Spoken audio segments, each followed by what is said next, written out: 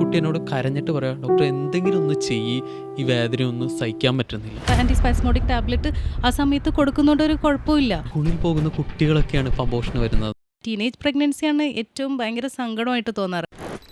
Insert ചെയ്ത് കഴിഞ്ഞിട്ട് അത് പുറത്തെടുക്കാൻ പറ്റാണ്ട് കരഞ്ഞിട്ട് വന്നിട്ടുണ്ട്. അതെന്തുകൊണ്ടാണ് അങ്ങനെ സംഭവിക്കുന്നത്? ഒരു വെജൈനൽ സ്ട്രക്ചർ എങ്ങനെയാണെന്ന് അറിയാത്തതിൻ്റെയാണ് മെയിൻ. കയറി പോകാൻ സ്ഥലമില്ല. ഈ ഹൈമൻ റപ്ചറും വിർജിനിറ്റിയും തമ്മിൽ റിലേറ്റ് ചെയ്യുമ്പോൾ ഉണ്ടാകുന്ന ഇഷ്യൂസ് ആണ്. 100% കോൺട്രസെപ്റ്റീവ് സക്സസ് വേണമെന്നുണ്ടെങ്കിൽ ഡെലിവറി ടൈമിൽ ഏറ്റവും കൂടുതൽ ഫേസ് ചെയ്യാനുള്ള കോംപ്ലിക്കേഷൻ ഏതായിരിക്കും? വൺ ഓഫ് ദ ഡ്രെഡ്ഫുൾ അല്ലെങ്കിൽ നൈറ്റ് മെയർ എന്ന് പറഞ്ഞ ഏതൊരു ഒബ്സ്ട്രറ്റീഷ്യനും വരും. ഇനി pregnancy can turn out to be a complicated. So you got a clear picture. Welcome to doctor HP talks. ആരോഗ്യ മേഖലയിൽ ഇന്ന് ഏറ്റവും കൂടുതൽ ചർച്ച ചെയ്യപ്പെടുന്ന രണ്ട് വിഷയങ്ങളാണ്. ഒന്ന് സ്ത്രീയുടെ ആരോഗ്യം, രണ്ട് ദമ്പതികൾ നേരിടുന്ന ശാരീരികവും ലൈംഗികവുമായിട്ടുള്ള ബുദ്ധിമുട്ടുകൾ. ഇത് തന്നെയാണ് ഇന്നത്തെ നമ്മുടെ ഷോയുടെ ഉള്ളടക്കവും. ഞാൻ പറയുന്നു, this show will be something special for you. ഇതിനായി എനിക്ക് നിങ്ങൾക്ക് തരാൻ കഴിയുന്ന one of the best option തന്നെയാണ് doctor Jiji Shamseer, gynaecologist, laparoscopic and robotic surgeon, Lake Shore Hospital, Kochi. Welcome doctor Jiji. Welcome to doctor HP talks. Thank you. മുന്നോട്ട് ഒരുപാട് കാര്യങ്ങൾ ചോദിക്കാനുണ്ടെങ്കിലും വളരെ ബേസിക് ആയിട്ടുള്ളൊരു വിഷയത്തിൽ നിന്ന് ചോദിച്ചു തുടങ്ങാനാണ് ഞാൻ ആഗ്രഹിക്കുന്നത്. ഒരു സ്ത്രീയുടെ ജീവിതത്തിലെ ഏറ്റവും പ്രധാനപ്പെട്ട ഒന്നാണ് ആർത്തവചക്രം അഥവാ മെൻസ്ട്രൽ സൈക്കിൾ. നോർമലി ഒരു സ്ത്രീയുടെ മെൻസ്ട്രൽ സൈക്കിൾ എങ്ങനെയായിരിക്കണം? ഈ ഒരു മെൻസ്ട്രൽ സൈക്കിൾ എന്ന് പറയുമ്പം മെൻസ്ട്രൽ 2-3 കാര്യങ്ങളാണ് മെയിനായിട്ട് നമ്മൾ ശ്രദ്ധിക്കേണ്ടത്. ഒന്ന് menstrual cycle length, then cycle duration and cycle flow, periods flow. Cycle length എന്ന് പറയുന്നത് എപ്പോഴും ഒരു നോർമൽ സൈക്കിൾ എന്ന് പറയുന്നത് 21 days to 35 days, അതായത് ഒരു പീരിയഡ്സ് കഴിഞ്ഞ് നെക്സ്റ്റ് 21 to 35 ഡേയ്സിൻ്റെ ഉള്ളിലാണ് അടുത്ത പീരിയഡ്സ് വരുന്നതെന്നുണ്ടെങ്കിൽ that is a normal cycle duration. Next point എന്ന് പറയുന്നത് ഡ്യൂറേഷൻ ഓഫ് ദ ഫ്ലോ, അതായത് ഒരു നോർമൽ പീരിയഡ്സ് എന്ന് പറയുന്നത് 2 to 8 ഡേയ്സിൻ്റെ ഉള്ളിലാണ് നോർമൽ പീരിയഡ്സ് വരേണ്ടത്. അത് normal flow. And then amount of the flow, അതായത് എത്ര വോളിയം, എത്രത്തോളം ബ്ലീഡിങ് ഉണ്ടാവുന്നു എന്നുള്ളതാണ് അടുത്ത പാരാമീറ്റർ.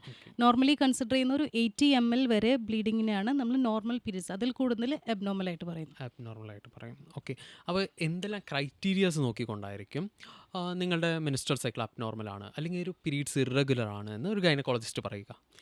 ഇപ്പോൾ ഈ പറഞ്ഞ പോലെ നമ്മൾ നോർമൽ സൈക്കിൾ ഡിഫൈൻ ചെയ്ത പോലെ തന്നെ ഈ 3 പാരാമീറ്റേഴ്സാണ് നമ്മൾ മെയിൻലി പറയുന്നത് അബ്നോർമൽ ആവാൻ. അതായത് cycle duration less than 21 days അല്ലെങ്കിൽ 35 ഡേയ്സിൽ കൂടുതലുള്ള ഒരു പീരീഡ്സ് നീണ്ടു നിൽക്കുന്നതാണെങ്കിൽ അബ്നോർമൽ എന്ന് പറയും. പിന്നെ നേരത്തെ പറഞ്ഞ പോലെ സൈക്കിൾ ഡ്യൂറേഷൻ, അതായത് 2 to 8, ലെസ് ദാൻ 2 days അല്ലെങ്കിൽ മോർ ദാൻ 8 days ആണെങ്കിൽ നമ്മൾ അബ്നോർമൽ എന്ന് പറയും. അതുപോലെ ബ്ലീഡിങ്ങിൻ്റെ ഫ്ലോ കണക്കാക്കിയിട്ട് 80 ml കൂടുതലാണെന്നുണ്ടെങ്കിൽ നമ്മളത് അബ്നോർമൽ പീരിയഡ്സ്, എക്സസീവ് ബ്ലീഡിംഗ് ആയിട്ട് അബ്നോർമൽ പീരിയഡ്സ് എന്ന് പറയും.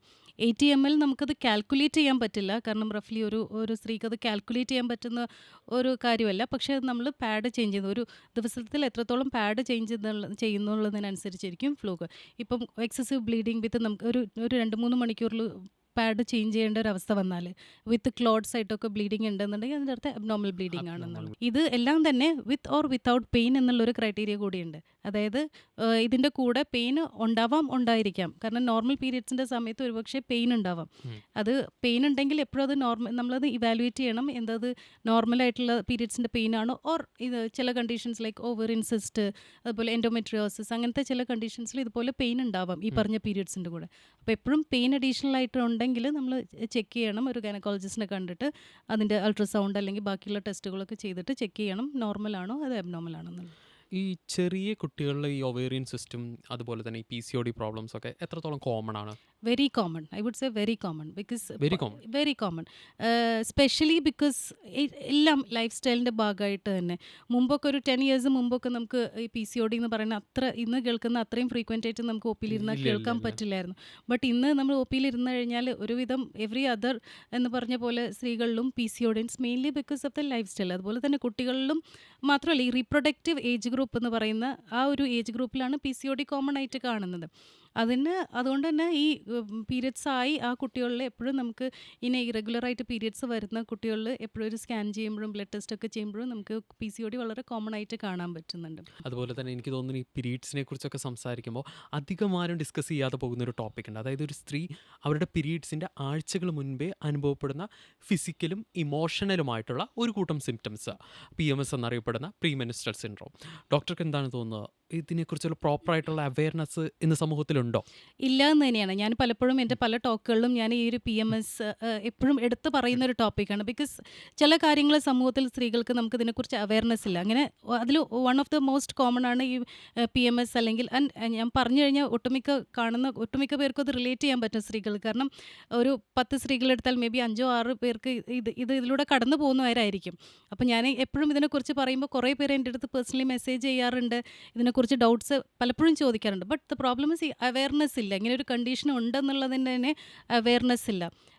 PMS അഥവാ പ്രീ മെൻസ്ട്രൽ സിൻഡ്രോം എന്ന് പറയുന്നത് പീരിയഡ്സ് ആവുന്നതിൻ്റെ ഒരു 1 or 2 വീക്സ് മുമ്പ് തുടങ്ങുന്ന സ്ത്രീകളിൽ ഫിസിക്കലി ആൻഡ് ഇമോഷണലി കാണുന്ന ചില ചേഞ്ചസിനെയാണ് പറയണത്. ഫിസിക്കലി എന്ന് പറയുമ്പം അത് ഒരു ബ്രസ്റ്റിൽ പെയിൻ ആവാം, ചിലപ്പം ഹെഡേക്ക് ആവാം, ചിലപ്പോൾ പീരിയഡ്സിൻ്റെ ലോവർ അബ്ഡോമൻ പെയിൻ ആവാം, അങ്ങനത്തെ ഫിസിക്കൽ ചേഞ്ചസ്. അതുപോലെ ഇമോഷണലി ആണെന്നുണ്ടെങ്കിൽ ഭയങ്കര ഇറിറ്റബിൾ ആയിരിക്കും, ഭയങ്കര മൂഡ് സ്വിങ്സ്, ഭയങ്കര ആൻസൈറ്റി, ഡിപ്രഷൻ, വീട്ടിലിരിക്കുന്ന കുട്ടികളോടും ഹസ്ബൻഡ്സിനോടൊക്കെ പെട്ടെന്ന് ദേഷ്യം വരിക. ചെറിയ കാര്യത്തിന് അവർക്കറിയാം, ലൈക്ക് ഇത് ചെറിയ കാര്യത്തിന് ദേഷ്യപ്പെടേണ്ട ആവശ്യമില്ല എന്ന് അറിയാമെങ്കിൽ പോലും, പക്ഷേ എന്നാലും ഇങ്ങനത്തെ നിസ്സാര കാര്യങ്ങൾക്ക് പെട്ടെന്ന് ദേഷ്യം വരിക, സങ്കടപ്പെടുന്നു, ഇതൊക്കെ വരും. അപ്പോൾ ഇതൊക്കെ ആ ഒരു PMSൻ്റെ ഭാഗമായിട്ട് വരുന്നതാണ്. പലപ്പോഴും ഈ അനുഭവിച്ചുകൊണ്ടിരിക്കുന്ന സ്ത്രീകൾക്ക് അറിയില്ല. അവർക്കറിയാം എന്തോ ചെറിയ കാര്യത്തിന് വേണ്ടിയിട്ടാണ് ദേഷ്യപ്പെടുന്നത്, ഓവർ റിയാക്ട് ചെയ്യുന്നതെന്നറിയാം. പക്ഷേ അത് എന്തുകൊണ്ടെന്നോ അല്ലെങ്കിൽ ഇങ്ങനെ ഒരു കണ്ടീഷൻ എക്സിസ്റ്റ് ചെയ്യുന്നുണ്ടെന്നുള്ളത് പോലും പല സ്ത്രീകൾക്കും അറിയില്ല. ആൻഡ് മോസ്റ്റ് ഇമ്പോർട്ടൻറ്റ്, ഇത് സിവിയർ കണ്ടീഷനിലേക്ക് പോയി കഴിഞ്ഞാൽ ഒരു PMDD, അതായത് പ്രീ മെൻസ്ട്രൽ ഡിസ്ട്രോഫിക് ഡിസോർഡർ എന്ന് പറഞ്ഞൊരു കണ്ടീഷനിലേക്ക് വരെ അത് എത്തിപ്പെടാം. എന്ന് വെച്ച് കഴിഞ്ഞാൽ അവരുടെ ഫാമിലി ലൈഫിനെ തന്നെ എഫക്റ്റ് ചെയ്യാൻ, ക്വാളിറ്റി ഓഫ് ലൈഫിനെ എഫക്റ്റ് ചെയ്യാൻ വരെ സാധ്യതയുള്ള ഒരു കണ്ടീഷനിലേക്ക് വരാം. എനിക്ക് തോന്നുന്നു ഇതിന്റെ സിവിയർ കേസിൽ it can affect personal life as well as family life. Yes, because ഇങ്ങനത്തെ mainly the emotional physical changes ഉണ്ടെങ്കിൽ പോലും കൂടുതൽ ഇമോഷണൽ ചേഞ്ചസ് ആണ് അവരുടെ ഫാമിലി ലൈഫിനെ കൂടുതൽ എഫക്റ്റ് ചെയ്യുന്നത്. ബിക്കോസ് പാർട്ട്ണറുമായിട്ടുള്ള കോൺഫ്ലിക്ട്സ് ഉണ്ടാവുന്നു, കുട്ടികളുമായിട്ടുള്ള കോൺഫ്ലിക്ട്സ് ഉണ്ടാകുന്നു. സോ അത് ഇന്റർ പേഴ്സണൽ റിലേഷൻഷിപ്പ് ബോണ്ടിങ്ങിനെ വരെ എഫക്റ്റ് ചെയ്യുന്ന. അതെ. ഓക്കെ, ഈ പീരീഡ്സിനെ കുറിച്ച് എപ്പോഴും 2 തരത്തിലുള്ള അഭിപ്രായങ്ങളുണ്ട്. ഒന്ന്, പീരീഡ്സ് എന്ന് പറയുന്നത് എല്ലാ സ്ത്രീകളും അനുഭവിക്കുന്ന ഒന്നാണ്. പീരീഡ്സിൻ്റെ സമയമാണെന്ന് പറഞ്ഞിട്ട് ഇത്രയും വലിയ പ്രാധാന്യം കൊടുക്കേണ്ട കാര്യമില്ല. രണ്ടാമതൊരു അഭിപ്രായം, പീരീഡ്സ് എന്ന് പറഞ്ഞാൽ ഒരു സ്ത്രീക്ക് വളരെയധികം മാനസികമായിട്ടും ശാരീരികമായിട്ടും സപ്പോർട്ട് വേണ്ട ഒരു സമയമാണ്. ഒരു ഗൈനക്കോളജിസ്റ്റ് എന്ന രീതിയിൽ മാത്രമല്ല ഞാൻ ചോദിക്കുന്നത്, ഒരു സ്ത്രീ എന്ന രീതിയിൽ കൂടി ഇതിലേത് അഭിപ്രായത്തോടായിരിക്കും ഡോക്ടർ യോജിക്കുന്നത്? പീരിയഡ്സ് എന്ന് പറയുന്നത് ഒരു സ്ത്രീയുടെ ലൈഫിൽ അവരുടെ ഹോർമോണൽ ചേഞ്ചസിൻ്റെ ഭാഗമായിട്ട് അവർ എല്ലാ മാസവും കടന്നു പോകുന്ന ഒരു പ്രോസസ്സാണ്. ആ പ്രോസസ്സിൻ്റെ ഭാഗമായിട്ട് ഇത് എല്ലാ സ്ത്രീകളിലും ഒരുപോലെ ആയിരിക്കണം എന്നില്ല. ഞാൻ അനുഭവിക്കുന്ന പീരിയഡ്സിൻ്റെ ആ ഒരു സിംറ്റംസ് അതായിരിക്കില്ല എൻ്റെ കൂടെയുള്ള എൻ്റെ ഒരു ഫ്രണ്ട് അനുഭവിക്കുന്നത്. അതുകൊണ്ട് ഓരോ എക്സ്പീരിയൻസും ഓരോ സ്ത്രീകളിലും ഓരോന്നാണ്. It could be mild symptoms to severe symptoms വരെ ആവാം. അപ്പം ക്വാളിറ്റി ഓഫ് ലൈഫ് 2 പേരുടെയും 2 തന്നെയാണ്. അങ്ങനെ ഓരോരുത്തർക്കും ഓരോ പോലെയാണ്, അതിനനുസരിച്ച് വേണം കെയറും. അത് ഡോക്ടർ ഇത് പറഞ്ഞപ്പോൾ എൻ്റെ മനസ്സിലേക്ക് പെട്ടെന്നൊരു ഇൻസിഡൻറ്റ് വന്നു. ഞാൻ ഗവൺമെൻറ്റിൽ അല്പം നാൾ വർക്ക് ചെയ്തിരുന്നപ്പോൾ OPയിൽ ഞാൻ ഇരിക്കുന്ന സമയത്ത് ഒരു കുട്ടി കരഞ്ഞുകൊണ്ട് വരിക. അപ്പോൾ ആ കുട്ടിയുടെ അമ്മാമ്മയുണ്ട്. ഈ കുട്ടി കരയുക, നിർത്തുന്നില്ല. അപ്പോൾ ഞാൻ ചോദിച്ചു എന്താണെന്ന് ചോദിച്ചു. അപ്പോഴും പറയുന്നില്ല. അപ്പോൾ ഇരിക്കാൻ പറഞ്ഞിട്ട് പോലും ഈ കുട്ടി ഇരിക്കുന്നില്ല. അമ്മാമ്മ പറഞ്ഞു പീരീഡ്സിൻ്റെ വേദനയാണെന്ന് പറഞ്ഞു. ഈ കുട്ടി എന്നോട് കരഞ്ഞിട്ട് പറയാം, ഡോക്ടർ എന്തെങ്കിലും ഒന്ന് ചെയ്യ്, ഈ വേദന ഒന്നും സഹിക്കാൻ പറ്റുന്നില്ല എന്ന്. അത്രയും സിവിയർ ആയിട്ടുള്ള കേസുകൾ ഉണ്ടെന്നുള്ളത് ചിലത് നമ്മൾ നേരിട്ട് കാണുമ്പോൾ തന്നെയാണ് മനസ്സിലാകുന്നത്. പലർക്കും വേദന കുറവാണ് എന്ന് കരുതിയിട്ട് എല്ലാവരുടെയും പീരീഡ്സും അങ്ങനെയാണ് എന്നുള്ളൊരു തെറ്റിദ്ധാരണ സമൂഹത്തിലുണ്ട്. അതെ, തീർച്ചയായിട്ടും. അത് തന്നെയാണ് പറഞ്ഞത്. നമ്മുടെ കെയറും അല്ലെങ്കിൽ അവരെ ഏത് ടൈപ്പ് ഓഫ് ലൈഫ് സ്റ്റൈൽ വേണമെന്നുള്ളത് ഇൻഡിവിജ്വലൈസ്ഡ് ആയിട്ടായിരുന്നു, സബ്ജക്റ്റീവാണത്. ഓരോരുത്തർ ഇപ്പോൾ ഈ പറഞ്ഞ പോലെ ഈ കൊച്ചിൻ്റെ കാര്യമാണെങ്കിൽ. പിന്നെ വേറൊരു കോൺസെപ്റ്റ് ഉണ്ട്, പല അമ്മമാരിൽ നല്ല പൊതുവേ സമൂഹത്തിൽ ഈ സമയത്ത് പെയിൻ അത് അതിൻ്റെ ഭാഗമായിട്ട് വരുന്ന പെയിനാണ്. അതുകൊണ്ട് പെയിൻ കില്ലേഴ്സ് കഴിക്കാൻ പാടില്ല, അല്ലെങ്കിൽ അതിൻ്റെ മെഡിസിൻസ് കഴിക്കരുത് എന്നുള്ളൊരു റോങ് തോട്ട് ഉണ്ട്. അങ്ങനെയല്ല. ഇപ്പോൾ ഈ പറഞ്ഞ ഒരു ഉദാഹരണമായിട്ട് ഇപ്പോൾ ഈ കൊച്ചിൻ്റെ കാര്യം പറഞ്ഞു. ആ കുട്ടി വന്നപ്പം അത്രയും പെയിൻ ഉള്ള ഒരു കുട്ടിക്ക് നമ്മൾ ഇതിനായിട്ടുള്ള ടാബ്ലറ്റ്, പെയിൻ റിലീവ് ചെയ്യാൻ ഉള്ള ആൻറ്റിസ്പാസ്മോഡിക് ടാബ്ലറ്റ് ആ സമയത്ത് കൊടുക്കുന്നതുകൊണ്ട് ഒരു കുഴപ്പമില്ല. പക്ഷെ ചില പാരൻസ് ആണെങ്കിലും അത് കൊടുക്കാൻ പാടില്ല, അത് മേജർ സൈഡ് എഫക്ട്സ് ഉണ്ട്, അതുകൊണ്ട് കൊടുക്കാൻ പാടില്ല, അത് ഇതിൻ്റെ ഭാഗമായിട്ട് വരുന്നതാണെന്നൊക്കെ പറഞ്ഞ് ചിലരൊക്കെ ഒന്നും കൊടുക്കാതെ കൊച്ചുങ്ങൾ അത് പെയിന് സഹിച്ചും കൊണ്ട് അങ്ങനെ പോവാറുണ്ട്. ബട്ട് ഒരുപാട് അളവിൽ ഇത് കഴിക്കുന്നത് കൊണ്ട് എന്തെങ്കിലും ഫിസിക്കലായിട്ടുള്ള, പ്രത്യേകിച്ച് ഇപ്പം മെഫ്താൾസ്പാസ് അധികമായിട്ട് കൺസ്യൂം ചെയ്യുന്നതുകൊണ്ട് ഞാനൊരു നോർമൽ എമൗണ്ട് അല്ല പറയുന്നത്, ഒരു പീരീഡ്സിൻ്റെ സമയത്ത് ഒരു 9 വരെയൊക്കെ കഴിക്കുന്നവരുണ്ട്. അത് കഴിക്കുന്നതുകൊണ്ട് they have any physical problems സി അസോസിയേറ്റ്? അഗെയിൻ മെത്തൽ സ്പാസ് എന്ന് പറയുന്ന ഒരു ബ്രാൻഡ് നെയിം അഗെയിൻ യാ. ഒരു ആൻറ്റി സ്പാസ്മോഡിക് എന്ന് പറയുന്ന ടാബ്ലറ്റ് നമുക്ക് ആവശ്യത അതായത് if the benefits outweigh the risk നമ്മൾ സാധാരണ എല്ലാ സ്റ്റഡീസിലും പറയും. അതായത് അത് കൊടുക്കുമ്പം ആ ഒരു ബെനിഫിറ്റ് കൂടുതൽ റിസ്ക് അതിനുകൊണ്ടുള്ള റിസ്കിനെ വെച്ച് നോക്കുമ്പം if the benefits are more than there is no problem in giving the tablet. അതായത് എന്ന് വെച്ച് നമുക്കത് ഹാബിച്വലായിട്ട് ടാബ്ലറ്റ് ഇങ്ങനെ എടുത്തുകൊണ്ട് ഇരിക്കാൻ പാടില്ല. ആ. ബട്ട് ദെൻ സിവിയർ സിംറ്റംസ് ഉണ്ടെങ്കിൽ ഡെഫിനറ്റ്ലി അതിനനുസരിച്ചിട്ട് കൊടുക്കുന്നതുകൊണ്ട് കുഴപ്പമില്ല. കുഴപ്പമില്ല. ഓക്കെ. അതുപോലെ തന്നെ ഒരു സ്ത്രീയുടെ പീരീഡ്സിൻ്റെ സമയത്ത് അവരുടെ ഭർത്താവ് അല്ലെങ്കിൽ പാർട്ട്ണർ എന്താണ് മനസ്സിലാക്കിയിരിക്കേണ്ടത്? എങ്ങനെയായിരിക്കണം അവർ ആ ഒരു സിറ്റുവേഷനെ ഹാൻഡിൽ ചെയ്യേണ്ടത്? ഒരുപാട് കാര്യങ്ങൾ ചെയ്യേണ്ടതുണ്ട്. വർക്കിംഗ് വുമൺ ആണെങ്കിലും വീട്ടിൽ ഹോം മേക്കർ ആണെങ്കിലും അവർക്ക് ഒരുപാട് കാര്യങ്ങളുണ്ട് ചെയ്തെടുക്കാം. ഈവൻ ഞാൻ പലപ്പോഴും പറയാറുണ്ട്, ഈവൻ ഒരു വർക്കിംഗ് വുമണിനേക്കാളും കൂടുതൽ റെസ്പോൺസിബിലിറ്റി കാര്യങ്ങളാണ് definitely. As A home maker കടന്നു പോകുന്നത്. സോ അപ്പോൾ അവർക്ക് ഈ പീരിയഡ്സ് അതിൻ്റെ ഉള്ള പലർക്കും പല സ്ത്രീകൾക്കും അതിൻ്റെ ഈ പറഞ്ഞ പോലെ ബ്ലീഡിങ്ങിൻ്റെ അളവ് കൂടുതലായിരിക്കും, സിംറ്റംസ് പല രീതിയിലായിരിക്കും. അപ്പോൾ അവർ ഓൾറെഡി ഒരു ഫിസിക്കൽ ആൻഡ് ഇമോഷണൽ ടേൺമോയിലൂടെ കടന്നു പോകുമ്പം നമ്മൾ എപ്പോഴും എക്സ്പെക്ട് ചെയ്യുന്നത് ആ ഹസ്ബൻഡ് അല്ലെങ്കിൽ പാർട്ട്ണറുടെ കയ്യിൽ നിന്ന് supportive care is very important. കാരണം അതിന് ഈ പറഞ്ഞ ഇതിനൊക്കെ നമുക്ക് ഓവർകം ചെയ്യാൻ പറ്റും. ഓക്കെ, അങ്ങനെ ഒരു സപ്പോർട്ട് ഉണ്ടേ. ഇല്ലെങ്കിൽ നമുക്ക് ഓൾറെഡി ഈ സ്ത്രീ ഇതിലൂടെ കടന്നു പോകണം. അതിൻ്റെ കൂടെ സ്ത്രീൻ്റെ കയ്യിൽ അതിപ്പോൾ എന്താ നോർമൽ പീരിയഡ്സ് അല്ലേ, ലൈക്ക് അത് അതിൻ്റെ ഭാഗമായിട്ട് വരുന്നതല്ലേ, എല്ലാ സ്ത്രീകൾക്കും ഉള്ളതല്ലേ എന്ന് പറഞ്ഞ് തള്ളിക്കളഞ്ഞു കഴിഞ്ഞാൽ അത് ഡിമോട്ടിവേറ്റഡ് ആവും. മെൻ്റലി പിന്നെ അത് അവർ കൂടുതൽ മെൻ്റലി ഡൗൺ ആവേ ചെയ്യത്തുള്ളൂ. വേറെ ആ സപ്പോർട്ട് ഉണ്ടെങ്കിൽ definitely it can make A lot of difference. എനിക്ക് തോന്നുന്നു ഇതിനെക്കുറിച്ച് ഒരു കോമൺ ആയിട്ടുള്ളൊരു തെറ്റിദ്ധാരണയാണ്. പീരീഡ്സ് ഒക്കെ എല്ലാവർക്കും വരുന്നതാണ്, അതിൻ്റെ പെയിൻസ് ഒക്കെ എല്ലാവരും സഹിക്കുന്നതല്ലേ, ഇത് എന്താ അത്ര കാര്യം എന്നുള്ളത് ചിന്തിക്കുന്നത്. അത് അനുഭവിക്കുന്നവർക്ക് അതിൻ്റെ ബുദ്ധിമുട്ട് അതെ അറിയുള്ളൂ. അതെ, ബിക്കോസ് സ്ത്രീകൾക്ക് അതിനെക്കുറിച്ച് പറയാൻ പറയാൻ അതുകൊണ്ട് പറ്റും. തന്നെ ഒരു സ്ത്രീ മറ്റൊരു സ്ത്രീയോട് സംസാരിക്കുമ്പം കൂടുതൽ അവർക്ക് റിലേറ്റ് ചെയ്യാൻ പറ്റുമെന്ന് തോന്നുന്നു. അൺലെസ് ഹസ്ബൻഡ് അല്ലെങ്കിൽ പാർട്ട്ണർ അത്രയും ഇതിനെക്കുറിച്ച് മനസ്സിലാക്കുന്ന ഒരു ആളാണെങ്കിൽ ഇറ്റ്സ് ഐ ക്യാൻ അണ്ടർസ്റ്റാൻഡ്. ഇനി ഞാൻ ഡോക്ടർക്കൊരു 3 ഓപ്ഷൻസ് തരാം. Okay. Menstrual cup, menstrual pad, tampon. ഇതിൽ ഏതായിരിക്കും best menstrual product that you will suggest as a gynaecologist? There are different criterias നോക്കിയിട്ടാണ് സജസ്റ്റ് ചെയ്യുന്നത്. There is no single best product. Nothing is there is nothing. ഒന്നിൻ്റെ മേലുള്ള superior എന്ന് നമുക്ക് പറയാൻ പറയാൻ പറ്റില്ല. പറ്റില്ല. ഇപ്പം നമ്മൾ ഈ കോൺട്രസെപ്റ്റീവ് അഡ്വൈസ് കൊടുക്കുന്ന പോലെ തന്നെ മെൻസ്ട്രൽ പ്രോഡക്ട്സ് കൊടുക്കുമ്പോഴും ഇറ്റ്സ് ഓൾവേസ് ഇൻഡിവിജ്വലൈസ്ഡ്. എല്ലാം എല്ലാവർക്കും ആ കപ്പ് യൂസ് ചെയ്യുന്ന പറഞ്ഞിട്ട് നമുക്ക് ഇത് is the best you use the cup എന്ന് പറഞ്ഞിട്ട് നമുക്ക് കൊടുക്കാൻ പറ്റത്തില്ല.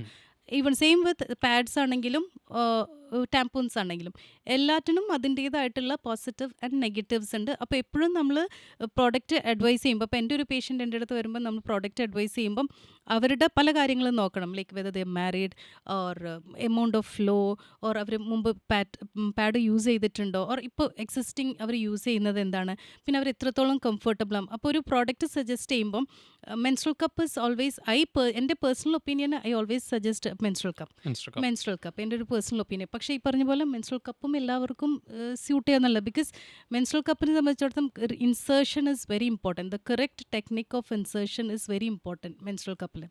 അപ്പം ഇപ്പം തിയററ്റിക്കലി സ്പീക്കിംഗ് മെൻസ്ട്രൽ കപ്പ് നമുക്കൊരു കുട്ടികൾക്ക് വരെ മീൻസ് പീരിയഡ്സ് ആയ കുട്ടികൾക്ക് വരെ യൂസ് ചെയ്യാമെന്നാണ് തിയററ്റിക്കലി. പക്ഷെ അത് ഞാൻ പേഴ്സണലി അത്ര റെക്കമെൻഡ് ചെയ്യാൻ. ഇഫ് യു സീ റെഫറൻസസും സ്റ്റഡീസും ഒക്കെ എടുത്ത് നോക്കിയാൽ നമുക്ക് യൂസ് ചെയ്യാമെന്നാണ് റെക്കമെൻഡേഷൻ. പക്ഷേ again it's A controversial topic. Because cup നമുക്ക് ഹൈമൻ റപ്ചർ ആകും എന്നുള്ള ഒരു കൺസേൺ തന്നെയാണ്.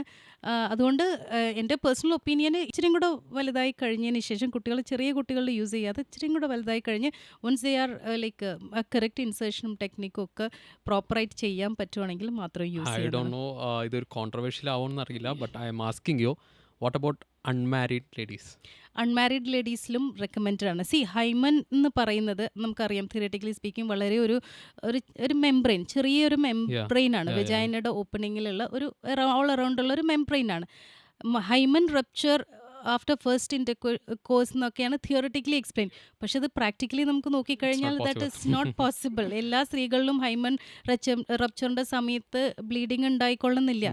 ആൻഡ് അൺമാരീഡ് ആയിട്ടുള്ള എല്ലാവരിലും ഹൈമൻ ഇൻടാക്റ്റ് ആയിക്കൊള്ളുന്നില്ല. ബിക്കോസ് ഈ പറഞ്ഞ പോലെ അത്ലറ്റിക്സ് പല സ്പോർട്സ് ആക്ടിവിറ്റീസ്, സൈക്ലിംഗ് ഒക്കെ ചെയ്യുന്നവരിൽ അത് ബൈ ഇറ്റ് സെൽഫ് അത് റപ്ചേർഡ്. അപ്പോൾ ഒരിക്കലും അങ്ങനെ ബ്ലീഡിങ് ഉണ്ടായിക്കൊള്ളുന്നത്. സോ നമ്മൾ അൺമാരീഡിൽ മെൻസ്ട്രൽ കപ്പ് യൂസ് ചെയ്യുന്നതിൻ്റെ കോൺട്രവേഴ്സി എന്ന് പറയുന്നത് because of the hymen rupture ഈ ഹൈമൻ റപ്ചറും വിർജിനിറ്റിയും തമ്മിൽ റിലേറ്റ് ചെയ്യുമ്പോൾ ഉണ്ടാകുന്ന ഇഷ്യൂസ് ആണ്. ഇഷ്യൂസ് ആണ്. ആക്ച്വലി പേഴ്സണൽ ചോയ്സ് ആണ്. Yeah it's a subject, it's a personal choice. നമുക്ക് എല്ലായിടത്തും റെക്കമെൻഡ് ചെയ്യുന്നില്ല. ബട്ട് വെരി ആരെങ്കിലും ഇപ്പം വെരി സ്റ്റേൺ ആണ് ദാറ്റ് മെൻസ്ട്രൽ കപ്പ് യൂസ് ചെയ്യണം എന്നുള്ളതാണെങ്കിൽ they can use provided the correct technique of insertion കറക്റ്റായി പ്രോപ്പർ ആയിരിക്കണം. അങ്ങനെയാണെന്നുണ്ടെങ്കിൽ ഇപ്പോൾ കുട്ടികളിലാണെങ്കിൽ അണ്ടർ സൂപ്പർവിഷൻ പാരന്റൽ ഗൈഡൻസ് വേണം. പിന്നെ മെൻസ്ട്രൽ കപ്പ് ചോദിക്കുമ്പോൾ വളരെ ഒരു ഫണ്ണിയല്ല, പക്ഷേ സ്ത്രീകളുടെ പലരുടെ ഒരു കൺസേൺ ആണ്. ഒരു കോമൺ ക്വസ്റ്റ്യൻ ഞാൻ ഓപ്പിലിരിക്കും പലരും എന്നോട് ചോദിച്ചിട്ടുള്ളത്. അതായത് ഇത് യൂസ് ചെയ്യാൻ മടിക്കുന്നതിൻ്റെ ഒരു മെയിൻ കാരണം ഇത് വെച്ച് കഴിഞ്ഞാൽ എനിക്ക് ഇസ് എടുക്കാൻ പറ്റിയില്ലെങ്കിൽ അത് ഉള്ളിലേക്ക് കയറി പോകുമെന്നുള്ളതാണ് ഒരു major. I'm not joking. കുറേ പേര് ചോദിച്ചിട്ടുണ്ട്, അത് പല സ്ത്രീകളും ചോദിച്ചിട്ടുണ്ട്. ആൻഡ് ചോദിക്കുക മാത്രമല്ല, എൻ്റെ അടുത്ത് പലരും സ്റ്റക്കായി പോയിട്ട് എടുക്കാൻ പറ്റാണ്ട് വന്ന പേഷ്യൻസ് ഉണ്ട്. 3-4 പേര് എൻ്റെ അടുത്ത് വന്നിട്ടുണ്ട്. അതായത് ഇൻസേർട്ട് ചെയ്ത് കഴിഞ്ഞിട്ട് അത് പുറത്തെടുക്കാൻ പറ്റാണ്ട് കരഞ്ഞിട്ട് വന്നിട്ടുണ്ട്. ബിക്കോസ് ഒന്ന് ഈ പറഞ്ഞ പോലെ ഫസ്റ്റ് ടൈം യൂസ് ചെയ്യുമ്പോൾ ഇറ്റ്സ് നോട്ട് ഈസി. അതാണ് മെൻസ്ട്രൽ കപ്പിന് അഡ്വൈസ് ചെയ്യുമ്പോൾ ഒരു മെയിൻ ചാലഞ്ച് എന്ന് പറയുന്നത്. ഇൻസേർഷനും റിമൂവലും അത്ര ഈസി അല്ല. വൺസ് ആ ടെക്നിക്ക് കിട്ടിക്കഴിഞ്ഞാൽ ഇറ്റ്സ് വെരി ഈസി. അപ്പം ആദ്യത്തെ 1-2 തവണ അത് ഇൻസേർട്ട് ചെയ്യുമ്പം നാച്ചുറലി അത് കുറച്ച് ഫസ്റ്റ് ടൈം യൂസ് ചെയ്യുമ്പം കുറച്ച് ബുദ്ധിമുട്ടുണ്ടാവും.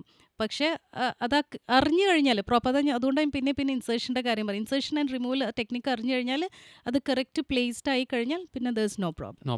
അപ്പം എപ്പോഴും ഞാൻ നേരത്തെ പറഞ്ഞ് പലരും വന്ന് ചോദിക്കുന്നത് അത് എടുക്കാൻ പറ്റുന്നില്ല, അയ്യോ അപ്പോൾ അത് ഇനി മേലേക്ക് കയറി പോവുക എന്നുള്ളതാണ് ഒരു കൺസേൺ. അതെന്താണെന്ന് വെച്ച് കഴിഞ്ഞാൽ അതിനെക്കുറിച്ചൊരു പ്രോപ്പർ അറിയാത്തതുകൊണ്ടാണ്. നമ്മുടെ ഒരു വെജൈനൽ സ്ട്രക്ചർ എങ്ങനെയാണെന്ന് അറിയാത്തതിൻ്റെയാണ് മെയിൻ. ബിക്കോസ് എപ്പോഴും ഞാൻ അവർക്ക് പറഞ്ഞു കൊടുക്കാറുണ്ട്, വരച്ച് കാണിച്ചു കൊടുക്കാറുണ്ട് പഴപ്പം മനസ്സിലാക്കാൻ വേണ്ടിയിട്ട്. അതായത് കയറി പോകാൻ സ്ഥലമില്ല. Because vagina is A blind ആയിട്ടുള്ളൊരു സാക്കാണ്. പിന്നെ അവിടുന്ന് അങ്ങോട്ട് സ്പേസ് ഇല്ല. അപ്പം അത് നാരോ ആണ്. പിന്നീട് അങ്ങോട്ട് യൂട്രസ് ആണ്. അപ്പോൾ ഒരിക്കലും അത് മേലേക്ക് കയറി പോകാനുള്ളൊരു സ്പേസ് ഇല്ല അവിടെ. അതുകൊണ്ട് ഒരിക്കലും അങ്ങനെ ആ ഒരു കാര്യം ഓർത്തിട്ട് അത് യൂസ് ചെയ്യാതിരിക്കുന്നത് സേഫ് അല്ല. Doctor the great Indian kitchen എന്നുള്ള മലയാളം സിനിമ കണ്ടിട്ടുണ്ടോ? യെസ്. അതിനകത്തൊരു ചെറിയ സീക്വൻസ് ഉണ്ട്. അതായത് ഒരു സ്ത്രീയെ അവളുടെ ആർത്തവ സമയത്ത് ഒറ്റപ്പെട്ട ഒരു റൂമിലാക്കുന്നു. കിച്ചണിൽ വരാൻ പാടില്ല, കുക്ക് ചെയ്യാൻ പാടില്ല, എല്ലാവരും കൂടെ ഇരുന്ന് ഭക്ഷണം കഴിക്കാൻ പാടില്ല, അങ്ങനെയൊക്കെ. എനിക്ക് തോന്നുന്നു ഇന്നും സമൂഹത്തിൽ ആർത്തവ സമയത്തെ ഒരു മോശം കാര്യമായിട്ട് കാണുന്നുണ്ട്. എനിക്ക് തോന്നുന്നു മറിച്ചാണ്. ഒരു ആർത്തവ സമയത്ത് മെൻസ്ട്രൽ ഹൈജീൻ്റെ ഭാഗമായിട്ട് ഒരു സ്ത്രീ പാലിക്കേണ്ട കാര്യങ്ങൾ എന്തൊക്കെയാണെന്ന് അവർ പറഞ്ഞ് മനസ്സിലാക്കുകയല്ലേ വേണ്ടത്. ഡോക്ടർക്ക് എന്താണ് തോന്നുന്നത്? എത്രത്തോളം ഇമ്പോർട്ടൻ്റ് ആണ് ഈ ആർത്തവ ശുചിത്വം അല്ലെങ്കിൽ മെൻസ്ട്രൽ ഹൈജീൻ എന്ന് പറയുന്നത്? ഈ പറഞ്ഞ പോലെ ഇറ്റ്സ് ആക്ച്വലി എക്സിസ്റ്റ്. ഇന്നത്തെ കാലത്ത് നമുക്ക് ചിലപ്പോൾ വിശ്വസിക്കാൻ ബുദ്ധിമുട്ടുണ്ടാകും. പക്ഷേ ചില ഫാമിലീസിൽ ഇപ്പോഴും വില്ലേജ് ഏരിയാസിലാണെങ്കിലും അല്ലാതെയാണെങ്കിലും ഇപ്പോഴും അങ്ങനെയൊക്കെ ഉണ്ട്. നമ്മൾ വിചാരിക്കുന്നു ഇപ്പം കുറേ പ്രോഗ്രസ് ചെയ്ത് കഴിഞ്ഞു, അത് ഇപ്പം അങ്ങനെയൊന്നുമില്ല. പക്ഷേ ഇപ്പോഴും ഇതുപോലെ ആ മൂവിയിൽ കാണിച്ച പോലെ തന്നെ പുറത്ത് കിടക്കുന്നതും അങ്ങനെയൊക്കെ പലരും വന്ന് പറയാറുണ്ട്. നമുക്ക് ചില കാര്യങ്ങൾക്ക് സർപ്രൈസ്ഡ് ആയി പോകും, ഇങ്ങനെ ഇപ്പോഴും അങ്ങനെയൊക്കെ ഫോളോ ചെയ്യുന്നവരുണ്ടോ എന്നുള്ളത്. ഈ പറഞ്ഞ പോലെ menstrual hygiene is very important. Because menstrual hygiene എന്ന് പറഞ്ഞാൽ ആർത്തവ ശുചിത്വം. അതെ, ആ സമയത്ത് പീരിയഡ്സിൻ്റെ സമയത്ത് നമ്മൾ സ്ത്രീകൾ പാലിക്കേണ്ട ചില ക്ലീൻലിനെസ് ഹൈജീൻ റിലേറ്റഡ് ആയിട്ടുള്ള കാര്യങ്ങളാണ്. അതുകൊണ്ട് ഒന്ന് പ്രോഡക്റ്റ്, ഈ പ്രോഡക്റ്റ് യൂസ് ചെയ്യുന്ന പറഞ്ഞ പോലെ menstrual cup, sanitary pad and tampon, ഇത് 3 യൂസ് ചെയ്യുന്നതിൻ്റെ എങ്ങനെ യൂസ് ചെയ്യണമെന്ന്. ഇപ്പോൾ സപ്പോസ് കപ്പാണ് യൂസ് ചെയ്യുന്നതെന്നുണ്ടെങ്കിൽ മെൻസ്ട്രൽ കപ്പിനെ കുറിച്ച് പറയുവാണെങ്കിൽ മെൻസ്ട്രൽ കപ്പ് എപ്പോഴും നമ്മൾ ഇൻസേർഷൻ, ഞാൻ നേരത്തെ പറഞ്ഞു insertion is very very important. എങ്ങനെ ടെക്നിക് ഓഫ് ഇൻസേർഷൻ ഒന്ന്, പിന്നെ ഹൈജീൻ എങ്ങനെയാണെന്ന് എപ്പോഴും കൈ കഴുകിയതിന് ശേഷം അതിൻ്റെ ക്ലീൻ സേഫ് ഹാൻഡ്സ് കൊണ്ടായിരിക്കണം നമ്മൾ ഈ മെൻസ്ട്രൽ കപ്പ് ഇൻസേർട്ട് ചെയ്യുന്നത്. Because chances of infection is ഭയങ്കര കൂടുതലാണ്. നമ്മൾ ക്ലീൻ അല്ലെങ്കിൽ ഹാൻഡ്സ് ക്ലീൻ അല്ല എന്നുണ്ടെങ്കിൽ നമ്മൾ ഇതിൽ വെജൈനലിലേക്ക് ഇൻട്രൊഡ്യൂസ് ചെയ്യാണ്, ഇൻഫെക്ഷൻസ് ഇൻട്രൊഡ്യൂസ് ചെയ്യുക. അപ്പോൾ വെജൈനൽ ഇൻഫെക്ഷൻ ഒക്കെ ഉണ്ടാകും, പെൽവിക് ഇൻഫെക്ഷൻ ഒക്കെ ഉണ്ടാവാനുള്ള സാധ്യത കൂടുതലാണ്. സോ അതുകൊണ്ട് always clean hand, safe hands are very important. ഇൻസേർഷനും അതുപോലെ തന്നെ റിമൂവ് ചെയ്യുന്ന സമയത്തും. പിന്നെ റിമൂവ് ചെയ്യേണ്ട ടൈം ഒരു യൂഷ്വലി ഒരു 4 to 6 hours മാക്സിമം. അതിൻ്റെ ഉള്ളിൽ 4 hours ആണ് recommended. Again depends on the bleeding. Suppose നന്നായിട്ട് ബ്ലീഡിങ് ഉള്ള ഒരു സ്ത്രീയിലാണെന്നുണ്ടെങ്കിൽ ഈവൻ അതിന് മുമ്പ് ഒരു 2 hours 2 to 3 hours വരെ ചിലപ്പം ചേഞ്ച് ചെയ്യേണ്ടി വരാം. സോ അത് ക്വാണ്ടിറ്റി ഓഫ് ദ ബ്ലീഡിങ്ങിനെ ഡിപ്പെൻഡ് ചെയ്തു. Not more than 4 hours 4 to 6 hours കൂടുതൽ അത് വെച്ചിരിക്കാൻ പാടില്ല. അത് ക്ലീൻ ചെയ്യണം. അഗെയിൻ ക്ലീൻ ചെയ്യാൻ വേണ്ടി പുറത്തെടുക്കുന്ന സമയത്തും സെയിം ഇത് വാഷ് യുവർ ഹാൻഡ്സ് പ്രോപ്പർലി നന്നായിട്ട് ക്ലീൻ ചെയ്തതിന് ശേഷം വേണം എടുക്കാനായിട്ട്. പിന്നെ ടെക്നിക് എങ്ങനെയാണ് ഇൻസേർഷൻ എന്നുള്ളത്. അത് നമുക്ക് യൂട്യൂബിലൊക്കെ ഇന്നത്തെ കാലത്ത് ഒരുപാട് ടെക്നിക് ഇൻസേർഷൻ വീഡിയോസ് ഉണ്ട്. പല രീതിയിലും ബേസിക്കലി കപ്പ് ഇൻസേർട്ട് ചെയ്യുമ്പം നമ്മൾ ഏറ്റവും റൗണ്ടിലാണ് കപ്പ്, ഏറ്റവും ഷോർട്ടസ്റ്റ് ഡയമീറ്റർ, ഏറ്റവും കാരണം വെജാനയിലേക്ക് നമ്മൾ ഇൻസേർട്ട് ചെയ്യുന്നതാണ്. അപ്പോൾ ഏറ്റവും ചെറുതാക്കിയിട്ട് വേണം നമ്മൾ, അതിനാണ് C cup, C shaped and പല ഇത് പറയുന്നുണ്ട് ഷേപ്സ്.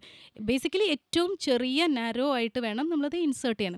ആൻഡ് കറക്റ്റ് ഇൻസേർട്ട് ചെയ്ത് കഴിഞ്ഞാൽ അത് വെൽ പ്ലേസ്ഡ് കറക്റ്റ് ടെക്നിക്കാണെന്നുണ്ടെങ്കിൽ that fits in perfectly. Sanitary പാഡ്സിൻ്റെ കാര്യം പറയുകയാണെങ്കിൽ എഗെയിൻ പാഡ് യൂസ് ചെയ്യുന്നതുകൊണ്ട് മെജോറിറ്റി എനിക്ക് തോന്നുന്നു പാഡ്സാണ് യൂസ് ചെയ്യുന്നത് അധിക സ്ത്രീകളും.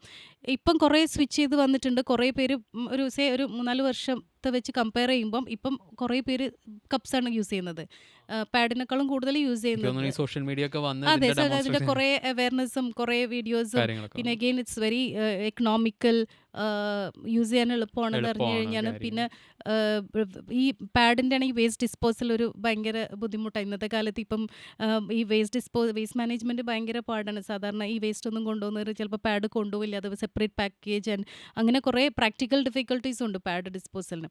അതുകൊണ്ട് തന്നെ പിന്നെ പാഡിൻ്റെ വേറൊരു കുഴപ്പമെന്ന് വെച്ചാൽ അത് വെച്ച് കഴിഞ്ഞാൽ ഇപ്പോൾ ഒരു പാഡ് വെച്ച് കഴിഞ്ഞാൽ ഒരുപാട് നേരം ഈർപ്പം വന്നു കഴിയുമ്പോൾ മോയ്സ്ചർ, ഈ ബ്ലീഡിങ് ഒക്കെ പാഡിൽ കളക്ട് ചെയ്തിട്ട് അവിടെ നിന്ന് കഴിയുമ്പം അവിടെ മോയ്സ്ചർ കണ്ടൻറ്റ് കൂടുതലൊക്കെ ആകുമ്പോൾ കൂടുതൽ ഇൻഫെക്ഷൻ വരാൻ ചാൻസ് ഉണ്ട്. ഇപ്പോൾ സപ്പോസ് ട്രാവലിംഗ് അല്ലെങ്കിൽ പുറത്തെന്തെങ്കിലും നമുക്ക് ഒരു പാഡ് റിമൂവ് ചെയ്യാൻ പറ്റാത്തൊരു സിറ്റുവേഷനാണ് ഏതെങ്കിലും, അപ്പോൾ അങ്ങനെ കുറേ സമയം നിന്ന് കഴിഞ്ഞാലും ഒക്കെ ഓൺ ടൈം റിമൂവ് ചെയ്തിട്ടില്ലെങ്കിലൊക്കെ അവിടെ ഈ മോയ്സ്ചർ കണ്ടൻറ്റ് കൂടുതലുള്ളതുകൊണ്ട് ഇൻഫെക്ഷൻസ് ഒക്കെ വരാൻ സാധ്യത കൂടുതൽ. ഇനിയൊരു വിവാഹ ജീവിതത്തിലേക്കൊക്കെ കടക്കുമ്പോൾ പ്രത്യേകിച്ച് ഇന്നത്തെ ജനറേഷൻ ലൈഫിലൊന്ന് സെറ്റിലായിട്ട് മതി വിവാഹമെന്ന് കരുതി മനഃപൂർവ്വം വൈകിക്കുന്നുണ്ട്. വ്യക്തിപരമായ അവരുടെ തീരുമാനങ്ങളെ മാനിച്ചുകൊണ്ട് തന്നെ ചോദിക്കുകയാണ്, ഒരു വിവാഹം കഴിക്കാൻ ആരോഗ്യപരമായിട്ട് നോക്കുമ്പോൾ ഏറ്റവും അനുയോജ്യമായ പ്രായം ഏതാണ്? ഫസ്റ്റ് ഓഫ് ഓൾ അങ്ങനെ ഒന്നും ഉണ്ടോ? അഗെയിൻ സബ്ജക്റ്റീവ് ആണ്. നമുക്ക് ഒരാളുടെ അടുത്തും നമുക്ക് പെർഫെക്റ്റ് ഏജ് ഓഫ് മാരേജ് എന്ന് പറഞ്ഞിട്ടൊരു ഒരു ക്രൈറ്റീരിയ ഇല്ല. There is no perfect age for marriage എന്ന് തന്നെ പറയാം. ഈയിടെയായിട്ട് നമുക്കറിയാം ഒട്ടുമിക്ക പേരും ഒരു ഫിനാൻഷ്യൽ ഇൻഡിപെൻഡൻസ് സ്റ്റഡീസ് കഴിഞ്ഞ് സ്വന്തമായിട്ട് ജോലിയായി ഫിനാൻഷ്യൽ ഇൻഡിപെൻഡൻസ് കഴിഞ്ഞതിന് ശേഷമാണ് എല്ലാവരും പ്രിഫർ ചെയ്യുന്നത്, which is always good and I'm always അതിനെ സപ്പോർട്ട് ചെയ്യുന്ന ഒരാളുമാണ്. But generally as a person.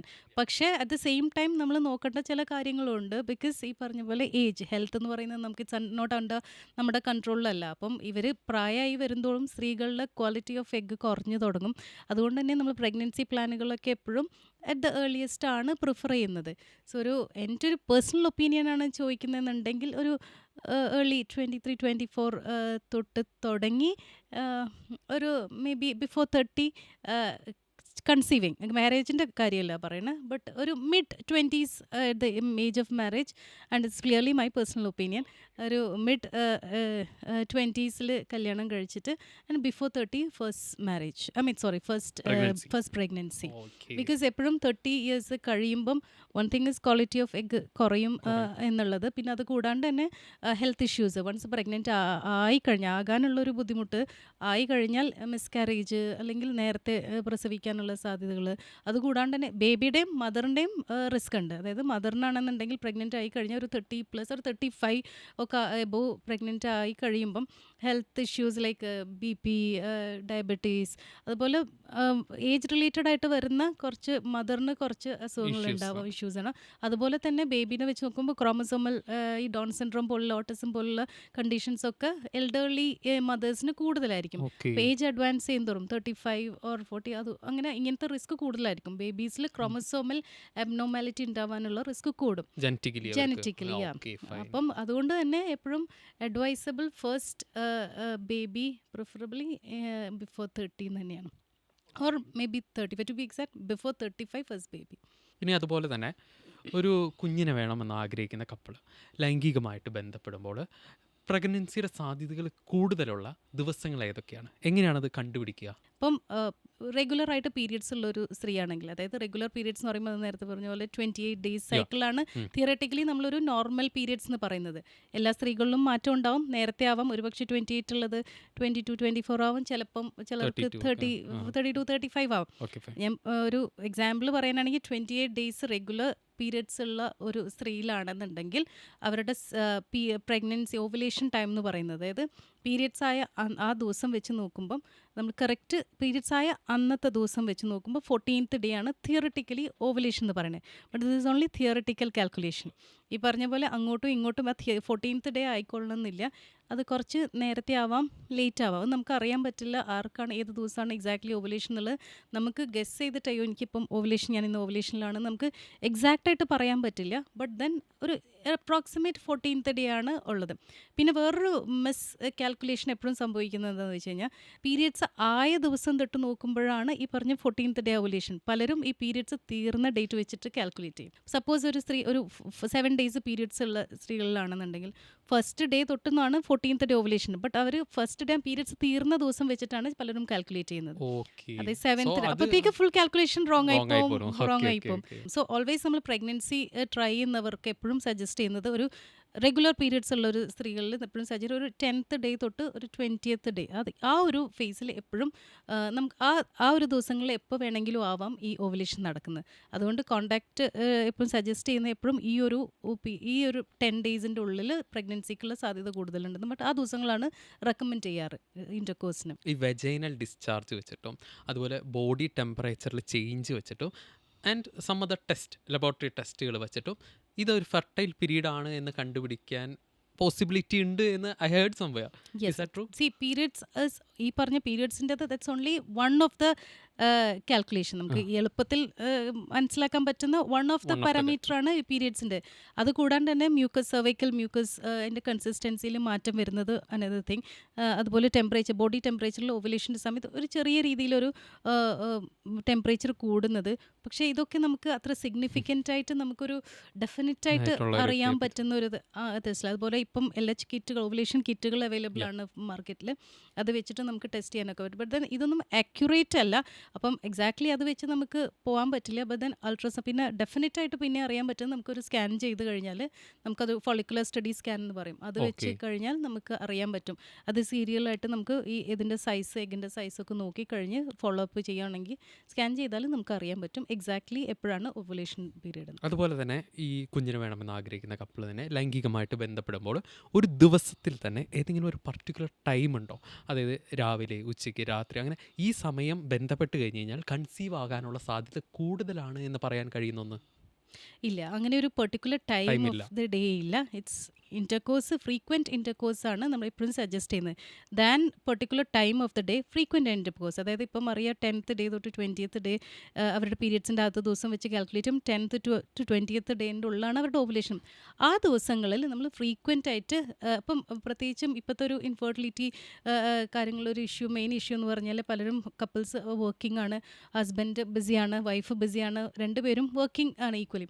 അപ്പം സ്ട്രെസ് ഉണ്ട്. അപ്പം frequency of the intercourse is very less. Yes, ഈ അങ്ങനത്തെ ചില കപ്പിൾ സ്ട്രെസ്, വർക്ക് സ്ട്രെസ് ഉണ്ട്, പല കാരണങ്ങൾ കൊണ്ട് ഒരു പക്ഷേ ഫ്രീക്വൻസി കുറവായിരിക്കും. അപ്പം നമ്മൾ ഡോക്ടറെ അടുത്ത് ഇപ്പം ഒരു കപ്പിൾ ഇങ്ങോട്ട് നടന്നു വരിക, നമ്മൾ അവരുടെ അടുത്ത് പറയുകയാണ് 14th ഡേ എക്സാമ്പിൾ, ഒരു 14th ഡേ ഇതാണ് നിങ്ങളുടെ ഓവുലേഷൻ, ഈ ദിവസങ്ങളിൽ നിങ്ങൾ കോൺടാക്ട് ചെയ്യണമെന്ന് പറഞ്ഞു കഴിഞ്ഞാൽ അതൊരു മെക്കാനിക്കലാണ്. ഒരു പക്ഷേ നമുക്ക് പറയുമ്പോൾ അവർക്കത് അപ്പം പറ്റിക്കൊള്ളുന്നില്ല. ആ ഒരു സമയത്ത് ഒരു സെക്ഷൽ കോൺടാക്ട് എന്നുള്ള ഒരു മാനസികാവസ്ഥ ആയിരിക്കില്ല. പിന്നെ ഒരു ഈ പറഞ്ഞ പോലെ മെക്കാനിക്കലി പ്രഗ്നൻ്റ് ആവണല്ലോ എന്ന് വെച്ചിട്ട് ആ ഒരു ഫോഴ്സ്ഫുള്ളി സ്വയം അവരിൽ അത്. സോ അതുകൊണ്ട് തന്നെ അതൊരു പ്രാക്ടിക്കലി അതൊരു ഇച്ചിരി ഡിഫിക്കൽട്ടായിട്ടുള്ള സിറ്റുവേഷൻ. അതുകൊണ്ട് എപ്പോഴും നമ്മൾ ഫ്രീക്വൻറ്റ് ഇൻ്റർകോഴ്സ് ആണ് പറയുന്നത്. ഈ ഒരു സമയങ്ങളിൽ അറ്റ്ലീസ്റ്റ് 2 to 3 ഡേയ്സിൽ യു കീപ് ഹാവിങ് ഫ്രീക്വൻറ്റ്. നമുക്ക് എപ്പോഴും ഓവുലേഷൻ എന്നറിയില്ല. റാദർ ദാൻ ബീങ് മെക്കാനിക്കൽ അവരുടെ അടുത്ത് ഫ്രീക്വൻ്റ് ആയിട്ട് ഇൻ്റർകോഴ്സ് ചെയ്യാൻ പറയും. ഓക്കെ. ഫ്രീക്വൻസിനെ കുറിച്ച് പറഞ്ഞുകൊണ്ട് ചോദിക്കുകയാണ്, ഒരു ദിവസത്തിൽ തന്നെ എത്ര പ്രാവശ്യം ഇവർ ലൈംഗികമായിട്ട് ബന്ധപ്പെടണം പ്രഗ്നൻസിയുടെ സാധ്യതകൾ കൂട്ടാനായിട്ട്? ദർ ഇസ് നോ ക്രൈറ്റീരിയ അല്ല. കോൺടാക്ട് ചെയ്ത് കഴിഞ്ഞാൽ എപ്പോൾ വേണമെങ്കിലും, irrespective of the day, irrespective of the frequency, എപ്പോൾ വേണമെങ്കിലും ആ ഓവുലേഷൻ ടൈമിലാണെന്നുണ്ടെങ്കിൽ ആസ് ലോങ് ആസ് ഈ ഫീമെയിൽ ആൻഡ് മെയിൽ ഹെൽത്തി, വേറെ ഇഷ്യൂസ് എന്നുള്ള എപ്പോൾ ഈവൻ ഒരു സിംഗിൾ ഇൻ്റർകോഴ്സ് മതി പ്രഗ്നൻ്റ് ആവാനായിട്ട്. സോ അതുകൊണ്ട് നമ്പർ ഓഫ് ഫ്രീക്വൻസി ഇൻ ഒരു ദിവസത്തിൽ is not significant. It's not at all a matter. Okay, fine. അതുപോലെ തന്നെ ഇപ്പോൾ ഒരു പുതുതായിട്ട് കല്യാണം കഴിഞ്ഞ കപ്പിൾ തീരുമാനിക്കുകയാണ് ഞങ്ങൾക്കിപ്പോൾ കുഞ്ഞുങ്ങൾ വേണ്ട, ഒരു 1-2 വർഷം കഴിഞ്ഞ് മതി. ഇത്തരത്തിലൊരു തീരുമാനത്തിലേക്ക് ഇവരെത്തുന്നതിന് മുൻപായിട്ട് ഇവരെടുത്തിരിക്കേണ്ട ടെസ്റ്റുകൾ എന്തൊക്കെയാണ് പിന്നീട് ഒരു കോംപ്ലിക്കേഷൻ ഇല്ലാതിരിക്കാനായി? എപ്പോഴും അങ്ങനെ ഒരു കപ്പിൾ ഒരു പ്ലാൻ പ്രഗ്നൻസി പ്ലാൻ ഉണ്ടെങ്കിൽ always go meet a gynaecologist. സ്ത്രീകളിലാണെന്നുണ്ടെങ്കിൽ ബേസിക് ബ്ലഡ് ടെസ്റ്റുകൾ ലൈക്ക് തൈറോയിഡ് ഒരു ഭയങ്കര വളരെ വലിയൊരു ഇമ്പോർട്ടൻ്റ് ഫാക്ടറാണ്. വലിയൊരു ഓക്കെ. ഫാക്ടർ ഇന്നത്തെ കാലത്ത് thyroid. And it's very common common. Also very common. അപ്പോൾ അത് കാരണം ഒരു തൈറോയിഡ് ഇവാലുവേഷൻ അങ്ങനെ ചെറിയ കുറച്ച് ഹോർമോണൽ ഇവാലുവേഷൻ ഉണ്ട് ബേസിക് ആയിട്ടുള്ള. അത് ചെയ്യുക ബ്ലഡ് ടെസ്റ്റ് ആയിട്ട്. ഓക്കെ. പിന്നെ ഒരു അൾട്രാസൗണ്ട് സ്കാൻ ചെയ്തിട്ട് പറഞ്ഞ പോലെ PCOD very common. Very common. PCOD കാരണം ചിലപ്പോൾ ഓവുലേഷൻ നടക്കുന്നുണ്ടാവില്ല. അങ്ങനെ പല ഹോർമോണൽ ചേഞ്ചസ്. PCOD മാത്രമല്ല, ചിലപ്പം ഫൈബ്രോയിഡ് ഉണ്ടാവും, ചിലപ്പോൾ എൻഡോമെട്രിയോസിസ്, അതുപോലെ ഓവറിയിൽ സിസ്റ്റ്, അങ്ങനെ പല കണ്ടീഷൻസും ഉണ്ട്. അപ്പോൾ ഒരു സ്കാൻ ചെയ്തിട്ട് എപ്പോഴും അത് ഉറപ്പ് വരുത്തണം ഇങ്ങനെ കണ്ടീഷൻസ് ഒന്നുമില്ല. ആണുങ്ങളെ സംബന്ധിച്ചാണെങ്കിൽ ബേസിക് ആയിട്ട് സെമൻ അനാലിസിസ് സെമൻ ചെയ്ത് അനാലിസിസ്. വയ്ക്കാം. ബിക്കോസ് അത് നമുക്ക് ഈ പറഞ്ഞ പോലെ working stress and working conditions പല കാരണങ്ങളും കൊണ്ടും ചിലപ്പം എന്തെങ്കിലും മാറ്റങ്ങൾ ഉണ്ടാവാം സ്പേമിലൊക്കെ. അപ്പം അത് ഈ ബേസിക് കാര്യങ്ങൾ ചെയ്ത് വെക്കുന്നത് എപ്പോഴും. ആൻഡ് ദെൻ അവർ എപ്പോഴാണോ പ്ലാൻ ചെയ്യുന്നത് അവർക്ക് അക്കോർഡിംഗ്ലി അതിനനുസരിച്ച് അവർ പ്ലാൻ ചെയ്യാം. Must try these thoughts of test അല്ലേ? യെസ്. കാരണം ഞാൻ ഇതൊക്കെ ചോദിക്കാൻ തന്നെ കാരണം ഈ ഇൻഫെർട്ടിലിറ്റി കേസുകളുടെ വർധനവാണ്. ഇന്ന് ഓരോ മുക്കിലും മൂലയിലും നോക്കിക്കഴിഞ്ഞാലും ഇൻഫെർട്ടിലിറ്റി ക്ലിനിക്കുകളാണ്. കേസുകളുടെ എണ്ണം കൂടി, ഒബിയസ്ലി ഡിമാൻഡും കൂടി. But why? What's a reason? That's clearly because of the life style changes. Life style. Life style. Okay. Because ഇന്ന് കാണുന്ന സ്ത്രീകളിലാണെങ്കിലും അല്ലെങ്കിലും ഒക്കെ കാണുന്നതിൻ്റെ one of the main reason is the life style changes. ഈ പറഞ്ഞ പോലെ ഡിലേഡ് മാരേജസ്. നമ്മൾ delayed marriages, delayed plan to have a child yeah. എപ്പോഴും മെജോറിറ്റി അതാണ് one of the major reason. പിന്നെ stress, one of the main reason is stress. നമുക്ക് physical എല്ലാ രീതിയിലും work stress, personal stress, family stress, പല രീതിയിലുള്ള സ്ട്രെസ്സുകൾ എല്ലാവരിലും ഉണ്ട്. അതുപോലെ തന്നെ ഈ പുരുഷന്മാരിൽ സ്പേമിൻ്റെ ക്വാണ്ടിറ്റിയും അതുപോലെ തന്നെ മൊട്ടിലിറ്റിയും കൂട്ടാനായിട്ട് നാച്ചുറലായിട്ട് എന്തെങ്കിലും മാർഗ്ഗങ്ങളുണ്ടോ? ഞാൻ ഉദ്ദേശിച്ചതെന്ന് വെച്ച് കഴിഞ്ഞാൽ അവരുടെ exercises or like daily routines, diet, അങ്ങനെ എന്തെങ്കിലും തരത്തിൽ ലൈക്ക് ഇറ്റ് ക്യാൻ ഇംപ്രൂവ്, അങ്ങനെ ഒന്നുമില്ല? ഫെർട്ടിലിറ്റി ഇമ്പ്രൂവ് ചെയ്യാനായിട്ട് അങ്ങനെ ഒരു പെർട്ടിക്കുലർ ഫുഡ് എന്ന് പറഞ്ഞിട്ടില്ല. ഓക്കെ. പക്ഷേ എപ്പോഴും നമ്മൾ ഒരു ഹെൽത്തി ഡയറ്റ്, സ്ത്രീകളിലാണെങ്കിലും പുരുഷന്മാരിലാണെങ്കിലും ഒരു ഐഡിയൽ വെയിറ്റ് മെയിൻറ്റെയിൻ ചെയ്യുക. അതുപോലെ ഹെൽത്തി ലൈഫ് സ്റ്റൈൽ. ഇപ്പോൾ ഈ പറഞ്ഞ പോലെ എല്ലാറ്റിൻ്റെയും basic reason is life style changes കൊണ്ട് ഉണ്ടാകുന്നതാണ് എല്ലാവരിലുള്ള ഈ മാറ്റങ്ങൾ. അതുകൊണ്ട് തന്നെ എപ്പോഴും നമ്മൾ എത്ര വർക്ക് വൈസ് എത്ര ബിസി ആണെങ്കിലും whatever stress you should always try to maintain. രണ്ട് സ്ത്രീകളാണെങ്കിലും പുരുഷന്മാരാണെങ്കിലും എപ്പോഴും we should always try to maintain a healthy lifestyle, eat healthy and exercise Exercise, regularly. yeah. അപ്പം അത് തന്നെയാണ് മെയിൻ ആയിട്ട്. ഏറ്റവും main ആയിട്ട് നോ വരുന്നത്. സിംഗിൾ ഫുഡ് ലൈക്ക് ഇത് കഴിച്ചു ആ. കഴിഞ്ഞാൽ fertility. But there are like ചെറിയ ചെറിയ ആൻറ്റി ഓക്സിഡൻസ്, ഫ്രൂട്ട്സ് കഴിക്കാം, yeah. Antioxidant actually property. അതാണ് ഞാൻ ചോദിക്കാനുള്ള കാരണം. ഞാനത് കണ്ടിട്ടുണ്ട്, ലൈക്ക് ആൻറ്റി ഓക്സിഡൻസ് കഴിച്ച് കഴിഞ്ഞാൽ anti eating oxidants, juices. Yes. അതൊക്കെ ഈ പറഞ്ഞ പോലെ ഹെൽത്തി ഫുഡ് ഈറ്റിംഗ് ഹാബിറ്റ്സിന്റെ ഭാഗമായിട്ട് വരുന്നതാണ്. ഫ്രൂട്ട്സ്, വെജിറ്റബിൾസ്, പ്രോട്ടീൻസ്, ആവശ്യത്തിനെല്ലാം general food. Yeah. But it's not that like കഴിച്ചു കഴിഞ്ഞാൽ Particularly, no. പെർട്ടിക്കുലർലി കഴിച്ചു കഴിഞ്ഞാൽ fertility Nothing will can shoot up എന്ന് പറഞ്ഞിട്ട് അങ്ങനെ Nothing. സയന്റിഫിക്കലി ഒരു ഒരു particular food ഇല്ല. അതുപോലെ തന്നെ ഈ സ്ട്രെസ്സിൻ്റെ കാര്യം പറഞ്ഞപ്പോൾ ഇന്നത്തെ യൂത്ത് ഫേസ് ചെയ്യുന്ന ഏറ്റവും വലിയ പ്രശ്നമാണ് സ്ട്രെസ്സ്, ആങ്സൈറ്റി, ഉറക്കമില്ലായ്മ. ഈ നൈറ്റ് ഷിഫ്റ്റ് വർക്കും അതുപോലെ സ്ട്രെസ്സും ഉറക്കമില്ലായ്മയും ഇവരുടെ പ്രഗ്നൻസിയുടെ സാധ്യതകളെ തടസ്സപ്പെടുത്തുന്നില്ലേ? One of the main reason is night ഷിഫ്റ്റും സ്ട്രെസ് എന്ന് പറഞ്ഞാൽ ദേ ആർ നോട്ട് ടുഗെദർ. ഇപ്പോൾ ഹസ്ബൻഡ് നൈറ്റ് ഷിഫ്റ്റിലുള്ള സമയത്താണെന്നുണ്ടെങ്കിൽ വൈഫ് ഇതായിരിക്കും, അല്ലെങ്കിൽ വൈഫ് നൈറ്റ് ഷിഫ്റ്റിലാണെന്നുണ്ടെങ്കിൽ ഇത്. അപ്പോൾ നാച്ചുറലി ഫ്രീക്വൻസി ഓഫ് ഇൻ്റർകോഴ്സ് കുറഞ്ഞു പോവാണ്. മെലറ്റോണിൻ്റെ സെക്രീഷനും ആൻഡ് അവർ റീപ്രൊഡക്റ്റീവ് ഹെൽത്ത് എന്തെങ്കിലും കണക്ഷൻസ് ഉണ്ടോ? ഞാനത് ചോദിക്കാൻ കാരണം ovary everything happens in uterus has a connection with brain. Yes. Everything starts from here, Yes. That HPO axis അല്ലേ? Yes yes. അപ്പോൾ അതുകൊണ്ട് തന്നെ ഈ ഉറക്കമില്ലാതെ ആവുമ്പോൾ മെലറ്റോണിൻ ആൻഡ് ഇറ്റ്സ് സ്ട്രെസ് ആണെങ്കിലും it linked with brain.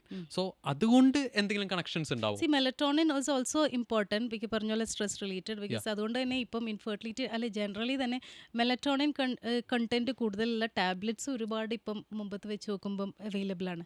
That's basically ഇത് infertility improve ചെയ്യാനാണെങ്കിലും അതെ, ഇറ്റ് പ്ലേസ് എ റോൾ. അതുപോലെ തന്നെ ഇപ്പോൾ ഒരു വിവാഹം കഴിഞ്ഞ് ഒരു 1-2 മാസം കഴിയുമ്പോഴേക്കും ഒരു അശ്രീരി കേൾക്കും. എന്താ ഉദ്ദേശം? ഒന്നും ആയില്ലേ? അത് കഴിഞ്ഞ് ഒരു വർഷം കഴിഞ്ഞ് കഴിഞ്ഞാൽ കുട്ടികളൊന്നും ആയില്ല, ആർക്കാ പ്രശ്നം? ഇങ്ങനെ വല്ലാത്തൊരു പ്രഷറിലേക്ക് ഇവരെ തള്ളിവിടുന്നുണ്ട്. എന്താണ് അഭിപ്രായം?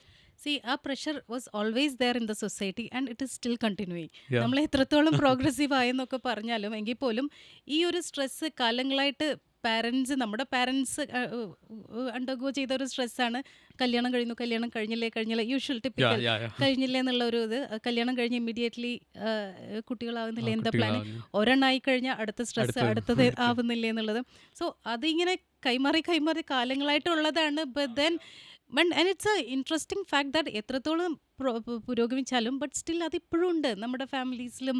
ലൈക്ക് വളരെ കോമൺ ആയിട്ട് യാ ഉള്ളതാണ്. എക്സാക്ട്ലി പലരും വന്നിട്ട് പറയുന്നുണ്ട് പേഴ്സണലി ആ കപ്പിൾ അവർക്ക് താല്പര്യം ഇല്ലെങ്കിൽ പോലും അവർക്ക് ലൈക്ക് ദേ വോണ്ട് ടു കുറച്ച് വർഷം കൂടെ ഒരുമിച്ച് നിന്ന് they want to have someone in their life. അത് കഴിഞ്ഞിട്ട് പ്രഗ്നൻസി മതി എന്നൊക്കെ പ്ലാൻ ചെയ്യുന്ന കപ്പിളാണെങ്കിൽ പോലും പക്ഷേ ദേ ആർ അണ്ടർ ഭയങ്കര പ്രഷറാണ് ഫ്രം ദ പാരൻസ്, ഇങ്ങനെ ഈ ഒരു ഇത് കാരണം. അപ്പം അതൊരു നേരത്തെ ഭയങ്കര പറഞ്ഞ പോലെ ആക്ച്വലി ഒരു ഇൻസിസ്റ്റ് നടക്കുകയാണ്, അവരെ കമ്പല് ചെയ്യുകയാണ് ഇതിന് അതെ വേണ്ടിയിട്ട്. അതെ അപ്പം നാച്ചുറൽ പ്രോസസ്സിൽ നടക്കേണ്ട ഒരു കാര്യത്തിനെ നടക്കുന്നതാണ്. കമ്പല് അതെ ഒരു അപ്പം പാരൻസിൻ്റെ അവരെ കാഴ്ചപ്പാടിൽ നോക്കിക്കഴിഞ്ഞാൽ maybe they are right, നമുക്കതും പറയാൻ പറ്റില്ല. യാ പക്ഷേ ഐ ഫീൽ ദ പാരൻസ് കുറച്ചും കൂടെ മക്കളുടെ അങ്ങനത്തെ കാര്യങ്ങളിലൊക്കെ കുറച്ചും കൂടെ ഒരു പേഴ്സണൽ ചോയ്സും കൂടെ കൊടുക്കണം എന്ന് അവരുടെ തോന്നുന്നു. ഹെൽത്തി ആയിട്ടുള്ള സമയത്ത് കുഞ്ഞുങ്ങളെ നോക്കണമെന്ന് ഐ മീൻ അല്ല പേരക്കുട്ടികൾ അത് തന്നെ ഇപ്പം കല്യാണം കഴിഞ്ഞ് ഒരു 22 ഇയേഴ്സിൽ കല്യാണം കഴിഞ്ഞ് ഒരു സ്ത്രീ ആണെന്നുണ്ടെങ്കിൽ നമുക്ക് അങ്ങനെ തിരക്കൂട്ടേണ്ട ആവശ്യമില്ല. ദേ ആവശ്യമില്ല. Have time. യാ അപ്പം അങ്ങനത്തെ I mean again it's subjective ആണ്. ഇപ്പം ഒരു 35 ഇയേഴ്സിൽ 36 ഇയേഴ്സിൽ കല്യാണം കഴിഞ്ഞു. അപ്പം പിന്നെ അവർ ഒരുപാട് ഡിലേ ചെയ്യുന്ന പ്രഗ്നൻസി ഡിലേ ചെയ്യുമ്പം അതിൻ്റെതായിട്ടുള്ള കോംപ്ലിക്കേഷൻസ് ഉണ്ട്.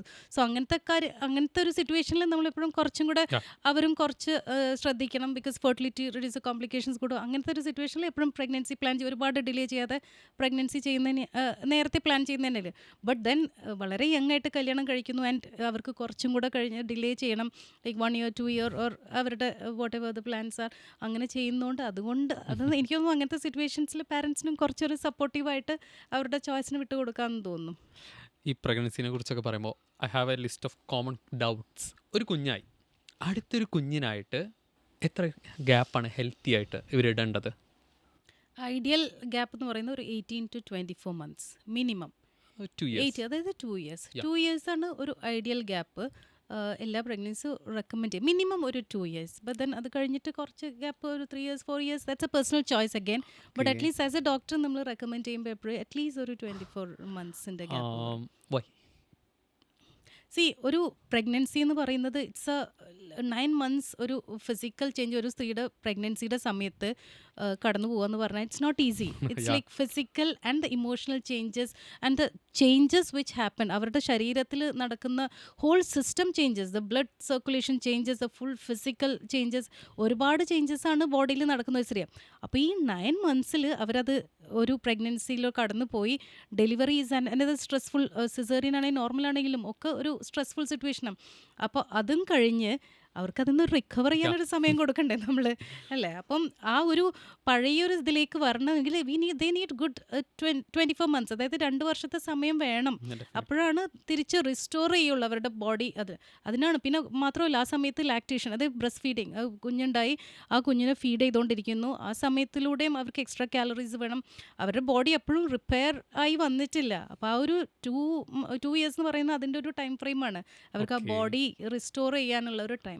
അതുപോലെ തന്നെ ഇപ്പോൾ മുന്നത്തെ ഡെലിവറി സിസേറിയൻ ആയിരുന്നെങ്കിൽ നെക്സ്റ്റ് ഒരു ഡെലിവറിക്ക് വേണ്ടിയിട്ട് എത്ര ഗ്യാപ്പ് ഇടണം? അഗെയിൻ മിനിമം 2 ഇയേഴ്സ് ആണ് പറയുന്നത്. സ്പെഷ്യലി 2 ഇയേഴ്സ് സിസേറിയൻ ആണെങ്കിൽ ഓ ഡെഫിനറ്റ് ആയിട്ടും 2 ഇയേഴ്സ് വേണം. 2 years 2 വേണം. ഇയേഴ്സ് വേണം. ഓക്കെ ബിക്കോസ് മെയിൻ കൺസേൺ ഈ 2 ഇയേഴ്സ് പറയുന്നത് നമ്മൾ ഈ 2 months സപ്പോസ് ഒരു 6 months ഫസ്റ്റ് പ്രഗ്നൻസി കഴിഞ്ഞ് സിസേറിയൻ ആയിരുന്നു, ഒരു 6 months കഴിഞ്ഞപ്പം ബേബി കൺസീവ് ചെയ്യണമെന്നുണ്ടെങ്കിൽ ആ ബേബി കൺസീവ് ചെയ്ത് യൂട്രസ് വലുതാവും തോറും ആ മുമ്പത്തെ ആ സിസേറിയൻ ചെയ്ത സ്കാർ, അതായത് ആ ആ മുറിവ് യാ ചിലപ്പം പൊട്ടാനുള്ള ചാൻസ് ഉണ്ട്. ഓ ഈ 2 ഇയേഴ്സിൻ്റെ ഉള്ളിലാണെന്നുണ്ടെങ്കിൽ ഹീലായിട്ടുണ്ടാവില്ല. അതെ കംപ്ലീറ്റ്ലി ഹീൽ ആവാത്തതുകൊണ്ട് ആ ഒരു യൂട്രൈൻ റപ്ചർ എന്ന് പറയും നമ്മൾ, അത് പൊട്ടാനുള്ള ഒരു ചാൻസസ് കൂടുതലാണ്. അതുകൊണ്ട് തന്നെയാണ് ഒരു 2 ഇയേഴ്സ് ടൈം ഫ്രെയിം റെക്കമെൻഡ് ചെയ്യുന്നത്, സ്പെഷ്യലി ഇൻ സിസേറിയൻ.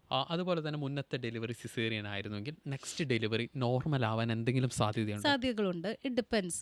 ആദ്യത്തെ സിസേറിയൻ എന്തിന് ചെയ്തു എന്നുള്ളത് ഒരു വളരെ ഇമ്പോർട്ടൻറ്റ് ഫാക്ടറാണ്. ഫാക്ടറാണ്. അതെ. ഓക്കെ കുഞ്ഞ് തിരിഞ്ഞു കിടന്നു, തലയാണ് സാധാരണ വരുന്നത്, അതിന് പകരം കുഞ്ഞിൻ്റെ ബാക്കാണ് വന്നത്. അങ്ങനെ ഒരു കാരണത്തിന് കൊണ്ടാണ് പ്രീവിയസ്ലി സിസേറിയൻ ചെയ്തതെന്നുണ്ടെങ്കിൽ ഇപ്പോൾ ഈ പ്രഗ്നൻസിയിൽ പൊസിഷൻ ഒരു പ്രശ്നം നോർമൽ പൊസിഷൻ ആണെന്നുണ്ടെങ്കിൽ ഇത് ട്രൈ ചെയ്ത് നോക്കാം. അതുപോലെ മുമ്പ് സിസേറിയൻ എന്ത് ചെയ്തു എന്നുള്ളത് ഒരു ഭയങ്കര ഇമ്പോർട്ടൻറ്റ് ഫാക്ടറാണ്. ഓക്കെ. അതായത് റിപ്പീറ്റ് ചെയ്ത് വരുന്ന കാരണമല്ലാത്ത ഒരു ചിലപ്പം ബേബി ഇറങ്ങി വരാനുള്ള സ്പേസ് വജാനയിൽ ഉണ്ടായിട്ടുണ്ടാവില്ല. ഒരു ഓക്കെ. പക്ഷേ അതുകൊണ്ടായിരിക്കണം അന്ന് സിസേറിയൻ. അങ്ങനെയാണെന്നുണ്ടെങ്കിൽ ഈ പ്രഗ്നൻസിയിലും സിസേറിയൻ ചെയ്യല്ലാതെ വേറെ ഓപ്ഷൻ ഇല്ല. Because okay. ആ സ്പേസ് എന്തായാലും അവിടെ ഇല്ല. അതുകൊണ്ട് അങ്ങനെ എന്തുകൊണ്ട് ഫസ്റ്റ് സിസേറിയൻ്റെ ഇൻഡിക്കേഷൻ എന്തായിരുന്നു, എന്തിനാണ് ചെയ്തതെന്നുള്ളത് വളരെ ഇമ്പോർട്ടൻറ്റ് ഫാക്ടറാണ്. ഓക്കെ. പിന്നെ ഇപ്പോഴത്തെ പ്രഗ്നൻസിയിലും ഉള്ള കണ്ടീഷൻസ്. അപ്പോൾ നമുക്ക് നേരത്തെ ഫസ്റ്റ് സിസേറിയൻ ആയതുകൊണ്ട് ഇനി ഇത് സിസേറിയൻ ആയിരിക്കും എന്നും പറയാൻ പറ്റില്ല, എന്ന് നോർമൽ ആവെന്നും പറയാൻ പറ്റില്ല. അപ്പോൾ ഇതൊക്കെയാണ് അതിൻ്റെ ഒരു ഡിസൈഡിങ് ഫാക്ടേഴ്സ്. Deciding factors. അതുപോലെ തന്നെ നമ്മൾ മുന്നേ സംസാരിച്ചു കോൺട്രാസെപ്റ്റീവ് മെത്തേഡ്സിനെ കുറിച്ച്. ഈ ഗർഭനിരോധന മാർഗങ്ങളിലേക്ക് വരുമ്പോൾ 100% സക്സസ് റേറ്റ് പറയുന്ന ഒരു കോൺട്രാസെപ്റ്റീവ് മെത്തേഡ് ഇന്ന് മാർക്കറ്റിൽ അവൈലബിൾ ആണോ? 100% കോൺട്രസെപ്റ്റീവ് സക്സസ് വേണമെന്നുണ്ടെങ്കിൽ കോണ്ടാക്ട് ചെയ്യാതിരിക്കുക എന്നുള്ള ഒരു ഓപ്ഷൻ മാത്രമേ ഉള്ളൂ. അല്ലാതെ വേറൊരു മാർഗ്ഗമില്ല. വേറൊരു മാർഗ്ഗമില്ല. ബിക്കോസ് പല മെത്തേഡ്സ് ഉണ്ട് കോൺട്രസെപ്റ്റീവ്. അത് ഏത് മെത്തേഡ് ആണെങ്കിലും there is failure rate. Okay. As a gynaecologist which one will you suggest? Again depends. നമുക്ക് എല്ലാ സ്ത്രീകൾക്കും എല്ലാ കോൺട്രസെപ്റ്റീവും നമുക്ക് പറയാൻ പറ്റില്ല. ഫാമിലി കംപ്ലീറ്റ് ചെയ്തു, ഇപ്പോൾ 2 കുട്ടികളായി 3 കുട്ടി, അവർക്ക് ഇനി കുട്ടികൾ വേണ്ട എന്നാണ്, ഇനി ഒട്ടും പ്ലാൻ ഇല്ല. So they have no plans at all. അങ്ങനെയാണെങ്കിൽ നമ്മൾ ഡെലിവറി നിർത്തുന്ന ലെപ്രോസ്കോപ്പി ചെയ്തിട്ട് പ്രസവം നിർത്തുന്ന സർജറി സജസ്റ്റ് ചെയ്യും. ഇപ്പോൾ സപ്പോസ് സ്പേസിംഗ് ആണ് വേണ്ടത്, അതായത് ഒരു കുഞ്ഞുണ്ട്, ഇനിയിപ്പോൾ തൽക്കാലത്തേക്ക് ഒരു കുഞ്ഞ് വേണ്ട, ഒരു 2 years 3 years ഓർ അങ്ങനെ എന്തെങ്കിലും ഒരു ഗ്യാപ്പാണ് ഉദ്ദേശിക്കുന്നുണ്ടെങ്കിൽ നമുക്ക് കോപ്പർട്ടി സജസ്റ്റ് ചെയ്യാം. കോപ്പർട്ടി എന്ന് പറഞ്ഞാൽ ഇപ്പോഴും കോപ്പർട്ടി എന്ന് നമ്മൾ വളരെ കാഷ്വലായിട്ട് ഗൈനക്കോളജിസ്റ്റ് ഞങ്ങൾ കോപ്പർട്ടി എന്ന് പറയെങ്കിലും കോപ്പർട്ടി എന്താണെന്ന് അറിയാത്ത കുറേ സ്ത്രീകളുണ്ട്. കോപ്പർട്ടി എന്ന് പറഞ്ഞു കഴിഞ്ഞാൽ വളരെ ചെറിയൊരു ഡിവൈസാണ്, ഒരു ടി ഷേപ്ഡ് ഒരു ഡിവൈസാണ്. അതെ, ഇൻട്രായൂട്രൈൻ ഡിവൈസ്. അത് നമുക്ക് യൂട്രസിൻ്റെ ഉള്ളിലേക്ക് വളരെ സിമ്പിളായിട്ട് ഒരു OPD വന്നു കഴിഞ്ഞാൽ ഒരു 10-15 മിനിറ്റിൻ്റെ കാര്യമുള്ളൂ. അത് യൂട്രസിൻ്റെ ഉള്ളിലേക്ക് അത് ഇട്ട് കഴിഞ്ഞാൽ, നോട്ട് ഈവൺ ഒരു സർജിക്കൽ പ്രൊസീജിയർ പോലും അല്ല, അത് നമുക്ക് ലേബർ റൂമിലോ മറ്റോ ഒന്ന് ഇട്ട് കഴിഞ്ഞാൽ അത് ഇരുന്ന് കഴിഞ്ഞാൽ മാക്സിമം ഒരു 10 years വരെ അത് ഉള്ളിൽ കിടക്കും. അത് ഇട്ട് കഴിഞ്ഞാൽ നമുക്ക് അറിയ പോലും ഇല്ല അത് അങ്ങനെ ഉണ്ടെന്നുള്ളത്. പക്ഷെ അത് വളരെ നല്ലൊരു കോൺട്രസെപ്റ്റീവ് മെത്തേഡാണ്. പക്ഷേ അഗൈൻ പലർക്കും ഇതിനെക്കുറിച്ചുള്ള നെഗറ്റീവായിട്ടുള്ള ഫ്രണ്ട്സിൻ്റെ അടുത്തു നിന്നുള്ള പല രീതിയിലുള്ള അതിനെക്കുറിച്ചുള്ള വളരെ നെഗറ്റീവ് തോട്ട്സ് ഉണ്ട്. പക്ഷെ അതൊക്കെ ഈ പറഞ്ഞ പോലെ എല്ലാവർക്കും സ്യൂട്ട് ചെയ്താണെന്നില്ല. ഈ കോപ്പർട്ടി സ്യൂട്ട് ചെയ്യാത്ത പലരും ഉണ്ടാവും. അവരുടെ അടുത്ത് നിന്നുള്ള ഒരു നെഗറ്റീവ് ഞാനെപ്പോഴും എൻ്റെ ഒരു പേഴ്സണൽ എക്സ്പീരിയൻസിൽ മനസ്സിലായില്ല, കോപ്പർട്ടിനെ കുറിച്ച് വളരെ നെഗറ്റീവായിട്ടുള്ള ഇൻഫർമേഷൻസ് ഉണ്ട് പലർക്കും. അതുകൊണ്ടാണ് ഇവർ പലരും മടിക്കുന്നത്. ചോദിക്കുമ്പം പിന്നീട് എന്താ പറ്റുക, കോൺട്രസെപ്റ്റീവ് ഫെയിൽ, ഇവർ കോപ്പർട്ടി യൂസ് ചെയ്യില്ല, അല്ലെങ്കിൽ വേറൊരു കോൺട്രസെപ്ഷൻ യൂസ് ചെയ്യില്ല, ആൻഡ് ഫൈനലി പ്രഗ്നൻ്റ് ആവും, ആക്സിഡൻ്റൽ പ്രഗ്നൻസി. എന്നിട്ട് വന്നിട്ട് പ്രഗ്നൻസി അബോർഷൻ വേണം, കണ്ടിന്യൂ അപ്പോൾ പലപ്പോഴും നമ്മൾ ചോദിക്കുന്നത് കോൺട്രസെപ്റ്റീവ് എടുത്തില്ല ചോദിച്ചപ്പോൾ അയ്യോ ഇല്ല ഡോക്ടർ. അപ്പോൾ എന്തുകൊണ്ട് എടുത്തില്ല എന്ന് ചോദിക്കുമ്പോൾ പറയുന്ന അത് അറിയില്ല, അവയർനെസ് എന്ത് ചെയ്യണമെന്ന് അറിയില്ല ഫസ്റ്റ് ഓഫ് ഓൾ. ഇനി കോപ്പർട്ടിയുടെ കാര്യം സജസ്റ്റ് ചെയ്യുമ്പോൾ പലപ്പോഴും പറയുന്നത് അയ്യോ അത് ഭയങ്കര ദോഷമായിട്ടാണ് പലരും പറഞ്ഞിട്ടുള്ളത്, ബ്ലീഡിങ് കൂടുതലാണ്. ഇങ്ങനത്തെ ഡൗട്ട്സ് ഒക്കെ ഉണ്ടെങ്കിൽ ഡെഫിനറ്റ് ആയിട്ടും ഒരു ഗൈനക്കോളജിസ്റ്റിനെ പോയി കാണുക, അതിനെക്കുറിച്ച് ഡിസ്കസ് ചെയ്യാം, അതിൻ്റെ positive and negative, what is suited for you. ഓരോരുത്തർക്കും ഓരോന്നാണ് സ്യൂട്ട് ചെയ്യുന്നത്. അപ്പോൾ what is best for you എന്നുള്ളത് ഒരു ഗൈനക്കോളജിസ്റ്റിൻ്റെ അടുത്ത് പോയി സംസാരിക്കും.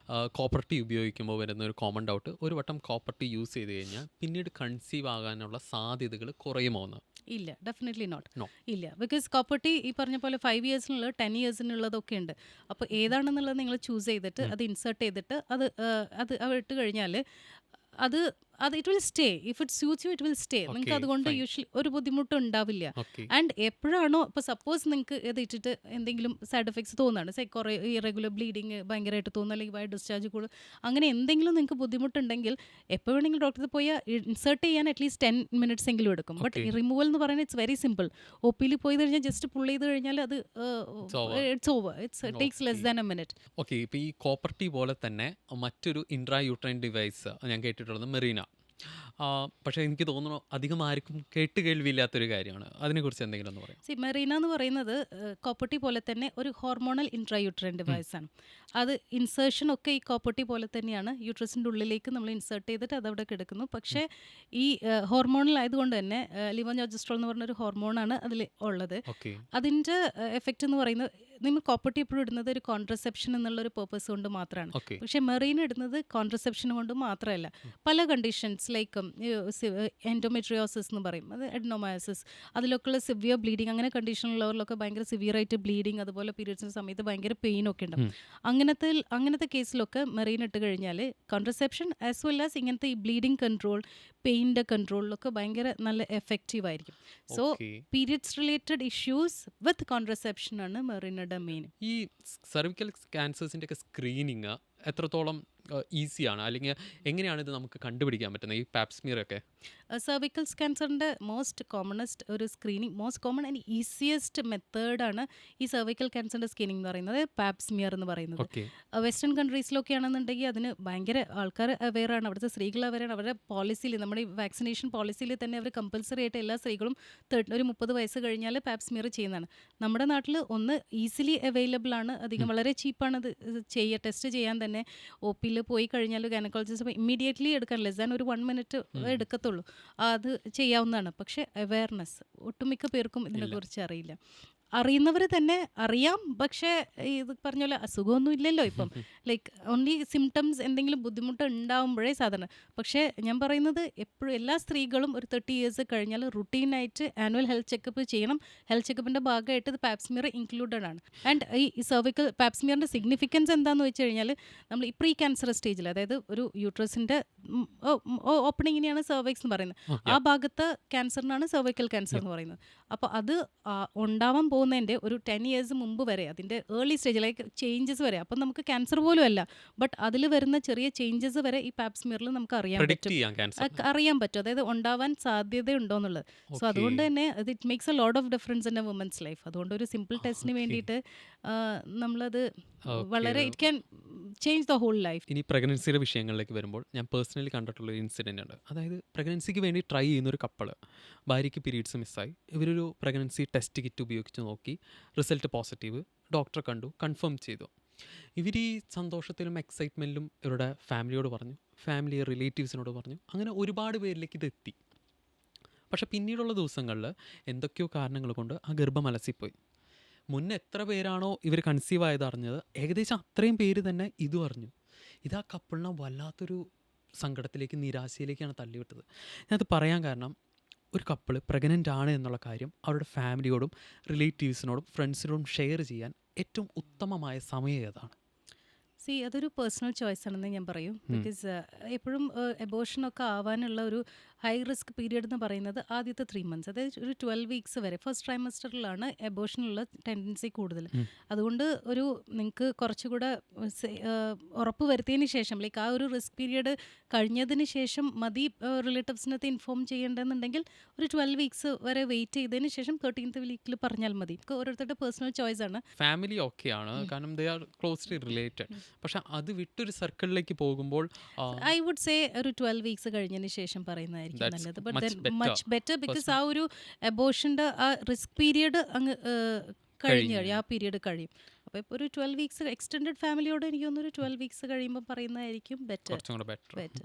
അതുപോലെ ഈ ഗർഭം അലസി പോകാതിരിക്കാൻ ഗർഭിണികൾ ഏതൊക്കെ മാസങ്ങളിലാണ് വളരെയധികം ശ്രദ്ധിക്കേണ്ടത്? അനാവശ്യമായിട്ടുള്ള യാത്രകളും ഒത്തുകൂടലുകളും ഒഴിവാക്കേണ്ടത്. അപ്പോൾ ശ്രദ്ധിക്കേണ്ട മാസങ്ങൾ എന്ന് പറയുന്നത് ആദ്യത്തെ 3 months, അതുപോലെ തന്നെ ലാസ്റ്റ് 3 months. ഇൻ ബിറ്റ്വീൻ ഉള്ള ഒരു പീരിയഡ്, അതായത് ഒരു 13 weeks, നമ്മളെപ്പോഴും പറയുന്നത് മാസങ്ങളിലല്ല വീക്സിൻ്റെ കണക്കിലാണ്. അതുകൊണ്ട് തന്നെ 13 weeks തൊട്ട് 28 weeks വരെയുള്ള സമയത്താണ് എപ്പോഴും നമ്മൾ ഇൻ കേസ് ട്രാവൽ ചെയ്യണമെന്നുണ്ടെങ്കിൽ ട്രാവൽ റെക്കമെൻഡഡ് ആ ഒരു പീരീഡിലാണ്. മറ്റത് ആദ്യത്തെ 3 monthsലും ലാസ്റ്റിലെ 3 monthsഉം എബോഷൻസ്, അങ്ങനെ ട്രാവലിംഗ് കുറച്ച് റിസ്ക് ഒക്കെ ഉള്ളതാണ്. അപ്പോൾ അത് കാരണം എപ്പോഴും safe to travel and any other, ഈ പറഞ്ഞ പോലെ ഗ്യാതറിങ്സോ എന്താണെങ്കിലും safe period is from 13 weeks to 28 weeks. അത് നോർമൽ വേറെ റിസ്ക് ഫാക്ടേഴ്സ് ഒന്നും ഇല്ലാത്തൊരു പ്രഗ്നൻസിയിൽ. പക്ഷേ ചില പ്രഗ്നൻസിയിലേക്ക് ഒരു പ്ലാസൻഡ പ്രിവിയ അല്ലെങ്കിൽ അങ്ങനെ പല കണ്ടീഷൻസിലും നമ്മൾ through out the pregnancy rest or travelling hello ചെയ്യാത്ത കേസസും ഉണ്ട്. ബട്ട് അതർവൈസ് വേറെ കുഴപ്പങ്ങളൊന്നും ഇല്ലാത്തൊരു പ്രഗ്നൻസി ആണെന്നുണ്ടെങ്കിൽ safest time is from 13 weeks to 28 weeks. Okay, middle light. Middle light. Okay, fine. അതുപോലെ എന്തെങ്കിലും തരത്തിലുള്ള ആക്ടിവിറ്റീസ് ചെയ്യുന്നത് ശ്രദ്ധിക്കേണ്ടതുണ്ടോ? അതായത് ഈ പ്രഗ്നൻസി സമയത്ത് ജിമ്മിൽ പോകുന്നത്, വർക്കൗട്ട് ചെയ്യുന്നത്, ഇതുകൊണ്ടൊക്കെ എന്തെങ്കിലും ഇഷ്യൂസ് ഉണ്ടോ? ഹൈ റിസ്ക് പ്രഗ്നൻസി അല്ല, ഒരു നോർമൽ ഹെൽത്തി പ്രഗ്നൻസി, വേറെ റിസ്ക് ഫാക്ടേഴ്സ് ഒന്നും ഇല്ലെങ്കിൽ ആദ്യം തൊട്ട് തന്നെ ഇപ്പോൾ ഈ വൊമിറ്റിംഗ് അങ്ങനത്തെ സിംറ്റംസ് ഉം. ഒന്നും ഇല്ലാത്തൊരു സ്ത്രീകളിലാണെന്നുണ്ടെങ്കിൽ right from the beginning light exercises ഒന്നും ചെയ്യുന്നതുകൊണ്ട് കുഴപ്പമില്ല. ഈവൻ സ്വിമ്മിങ് ആൻഡ് അതൊക്കെ പ്രിഫറബ്ലി ആഫ്റ്റർ 12 വീക്സ്. പക്ഷേ otherwise also complete restrict, pregnant ആണ് പോസിറ്റീവ് ആയെന്ന് വെച്ചിട്ട് ഒരിക്കലും നമ്മൾ കംപ്ലീറ്റ് റെസ്റ്റിലേക്ക് പോകേണ്ട ഒരു കാര്യമില്ല. റുട്ടീനായിട്ട് ചെയ്തുകൊണ്ടിരിക്കുന്ന ആക്ടിവിറ്റീസ് ഒക്കെ കണ്ടിന്യൂ കണ്ടിന്യൂ ചെയ്താണ്. ചെയ്യും. But then again you have to be careful, pregnant ആണെന്നുള്ളൊരു തോട്ട് എപ്പോഴും വേണം. അതുകൊണ്ട് അവർക്ക് സ്ട്രെയിൻ ചെയ്തിട്ടുള്ള ആക്ടിവിറ്റീസ് ഒക്കെ അവോയ്ഡ് ചെയ്യുന്നത് നല്ലതാണ്. ഈ സ്റ്റെയർ കേസ് കയറുന്നത്. ആവശ്യത്തിന് സ്റ്റെയർ കേസ് കയറുന്നതുകൊണ്ട് കുഴപ്പമില്ല, ഓക്കെ. പ്രൊവൈഡഡ് ഈ പറഞ്ഞ പോലെ വേറെ റിസ്ക് ഫാക്ടേഴ്സ് ഒന്നും ഇല്ലെങ്കിൽ. അതുപോലെ തന്നെ ഇവരുടെ ഫുഡ്, ഡയറ്റ് ഇതൊക്കെ നോക്കുമ്പോൾ ഗർഭിണികളായ സ്ത്രീകൾ അവരുടെ അമ്മയുടെയും കുഞ്ഞിൻ്റെയും നല്ല ആരോഗ്യത്തിനായിട്ട് കഴിച്ചിരിക്കേണ്ട ഭക്ഷണ പദാർത്ഥങ്ങൾ അങ്ങനെ എന്തെങ്കിലും ഉണ്ടോ? The best diet for a pregnant women. The best diet എന്ന് പറയുമ്പോൾ it's always balanced nutritious diet. അതായത് ഈവൺ അതർവൈസ് പ്രഗ്നൻസിയിലും അല്ലെങ്കിലും നമ്മൾ എപ്പോഴും അഡ്വൈസ് ചെയ്യുന്നതാണ് ഹെൽത്തി ഡയറ്റ് എന്ന്. അത് തന്നെയാണ്. ബട്ട് വെൻ പ്രഗ്നൻസിയിൽ ഇൻ പെർട്ടിക്കുലർ നമ്മൾ ബാലൻസ്ഡ് ആയിട്ടുള്ള ഡയറ്റ് വേണം കഴിക്കാനായിട്ട്. കാർബോഹൈഡ്രേറ്റ് ആവശ്യത്തിന് കാർബോഹൈഡ്രേറ്റ്സ് വേണം, ഫാറ്റ്സ് വേണം, പ്രോട്ടീൻ ആണെങ്കിൽ എല്ലാം ആവശ്യത്തിന്.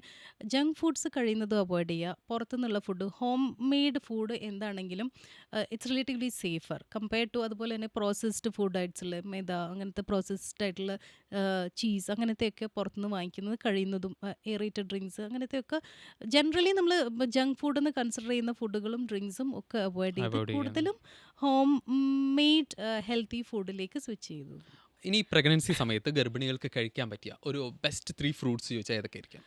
ബെസ്റ്റ് ഫ്രൂട്ട്സ് എന്ന് പറയുമ്പോൾ വൺ വിൽ ബി ഓറഞ്ച്. അത് സിട്രസ് ഫ്രൂട്ട്, ഏത് സിട്രസ് ഫ്രൂട്ട്സ് ബിക്കോസ് അവർക്ക് വൈറ്റമിൻ സി റിച്ച് ആയിട്ടുള്ള ഫ്രൂട്ടാണ്. ഉം. അതുപോലെ ബനാനയിലുള്ള വൈറ്റമിൻ കെ ആൻഡ് അതുപോലെ തന്നെ അത് വൈറ്റമിൻ സി ഒക്കെ. പിന്നെ avocado is one of the best source. പക്ഷേ പ്രോബ്ലം ഇസ് നമുക്കങ്ങനെ അത്ര ഈസിലി അവൈലബിൾ അല്ല വില്ലേജ് ഏരിയസിലൊക്കെ ആണെന്നുണ്ടെങ്കിലും. അതുകൊണ്ട് തന്നെ ബട്ട് ദെൻ അവക്കാഡോ എന്ന് പറയുന്നത് one of the best fruit which can be taken in pregnancy. അപ്പോൾ അതുപോലെ തന്നെ ഈ ഫ്രൂട്ട്സിൽ പൈനാപ്പിളും പപ്പായ ഇത് രണ്ടും കഴിച്ചു കഴിഞ്ഞാൽ അബോർഷൻ സംഭവിക്കും എന്ന് പറയുന്നു. ഇതിനെന്തെങ്കിലും ശാസ്ത്രീയമായ തെളിവുകളുണ്ടോ? This is like pineapple papaya എന്ന് പറയുന്നത് one of the most common doubt which is asked in pregnancy positive ആയി എന്ന് പറഞ്ഞ് ഒരു കപ്പിള് വന്നു കഴിഞ്ഞാൽ one of the most commonest doubt asked in pregnancies ഡോക്ടറെ പപ്പായയും പൈനാപ്പിളും കഴിക്കാൻ പറ്റും. Scientifically speaking pineapple or papaya കഴിക്കുന്നതുകൊണ്ട്, മോഡറേറ്റ് എമൗണ്ട്സിൽ കഴിക്കുന്നതുകൊണ്ട് ഒരു കുഴപ്പമൊന്നുമില്ല. പക്ഷേ അതൊരു മിത്ത് എന്ന് വേണമെങ്കിൽ പറയാം. ബിക്കോസ് കാലങ്ങളായിട്ട് അങ്ങനെ ഒരു പറഞ്ഞിട്ട് പപ്പായയിലാണെങ്കിൽ ഒരു ചെറിയ അതിലെ കണ്ടൻറ്റ്, ലാറ്റക്സ് എന്ന് പറയുന്ന കണ്ടൻറ്റ് ഒരു ചെറിയ അബോർട്ടിഫിഷ് ഉണ്ട്. അതായത് ചെറിയ യൂട്രൈൻ കോൺട്രാക്ഷൻസ് ഉണ്ടാവും പച്ച പപ്പായയിൽ എന്നാണ് കൺസിഡർ ചെയ്യുന്നത്. പക്ഷെ അത് ഈ കൺട്രാക്ഷൻസ് ആണ് ഭയങ്കര സ്ട്രോങ് വിച്ച് ക്യാൻ കോസ് എബോഷനിലേക്ക് ലീഡ് ചെയ്യാൻ മാത്രമുള്ളൊരു സ്ട്രോങ് കൺട്രാക്ഷൻസ് ഒന്നും ഇതിലെ കണ്ടൻറ്റ് ഉണ്ടാക്കില്ല.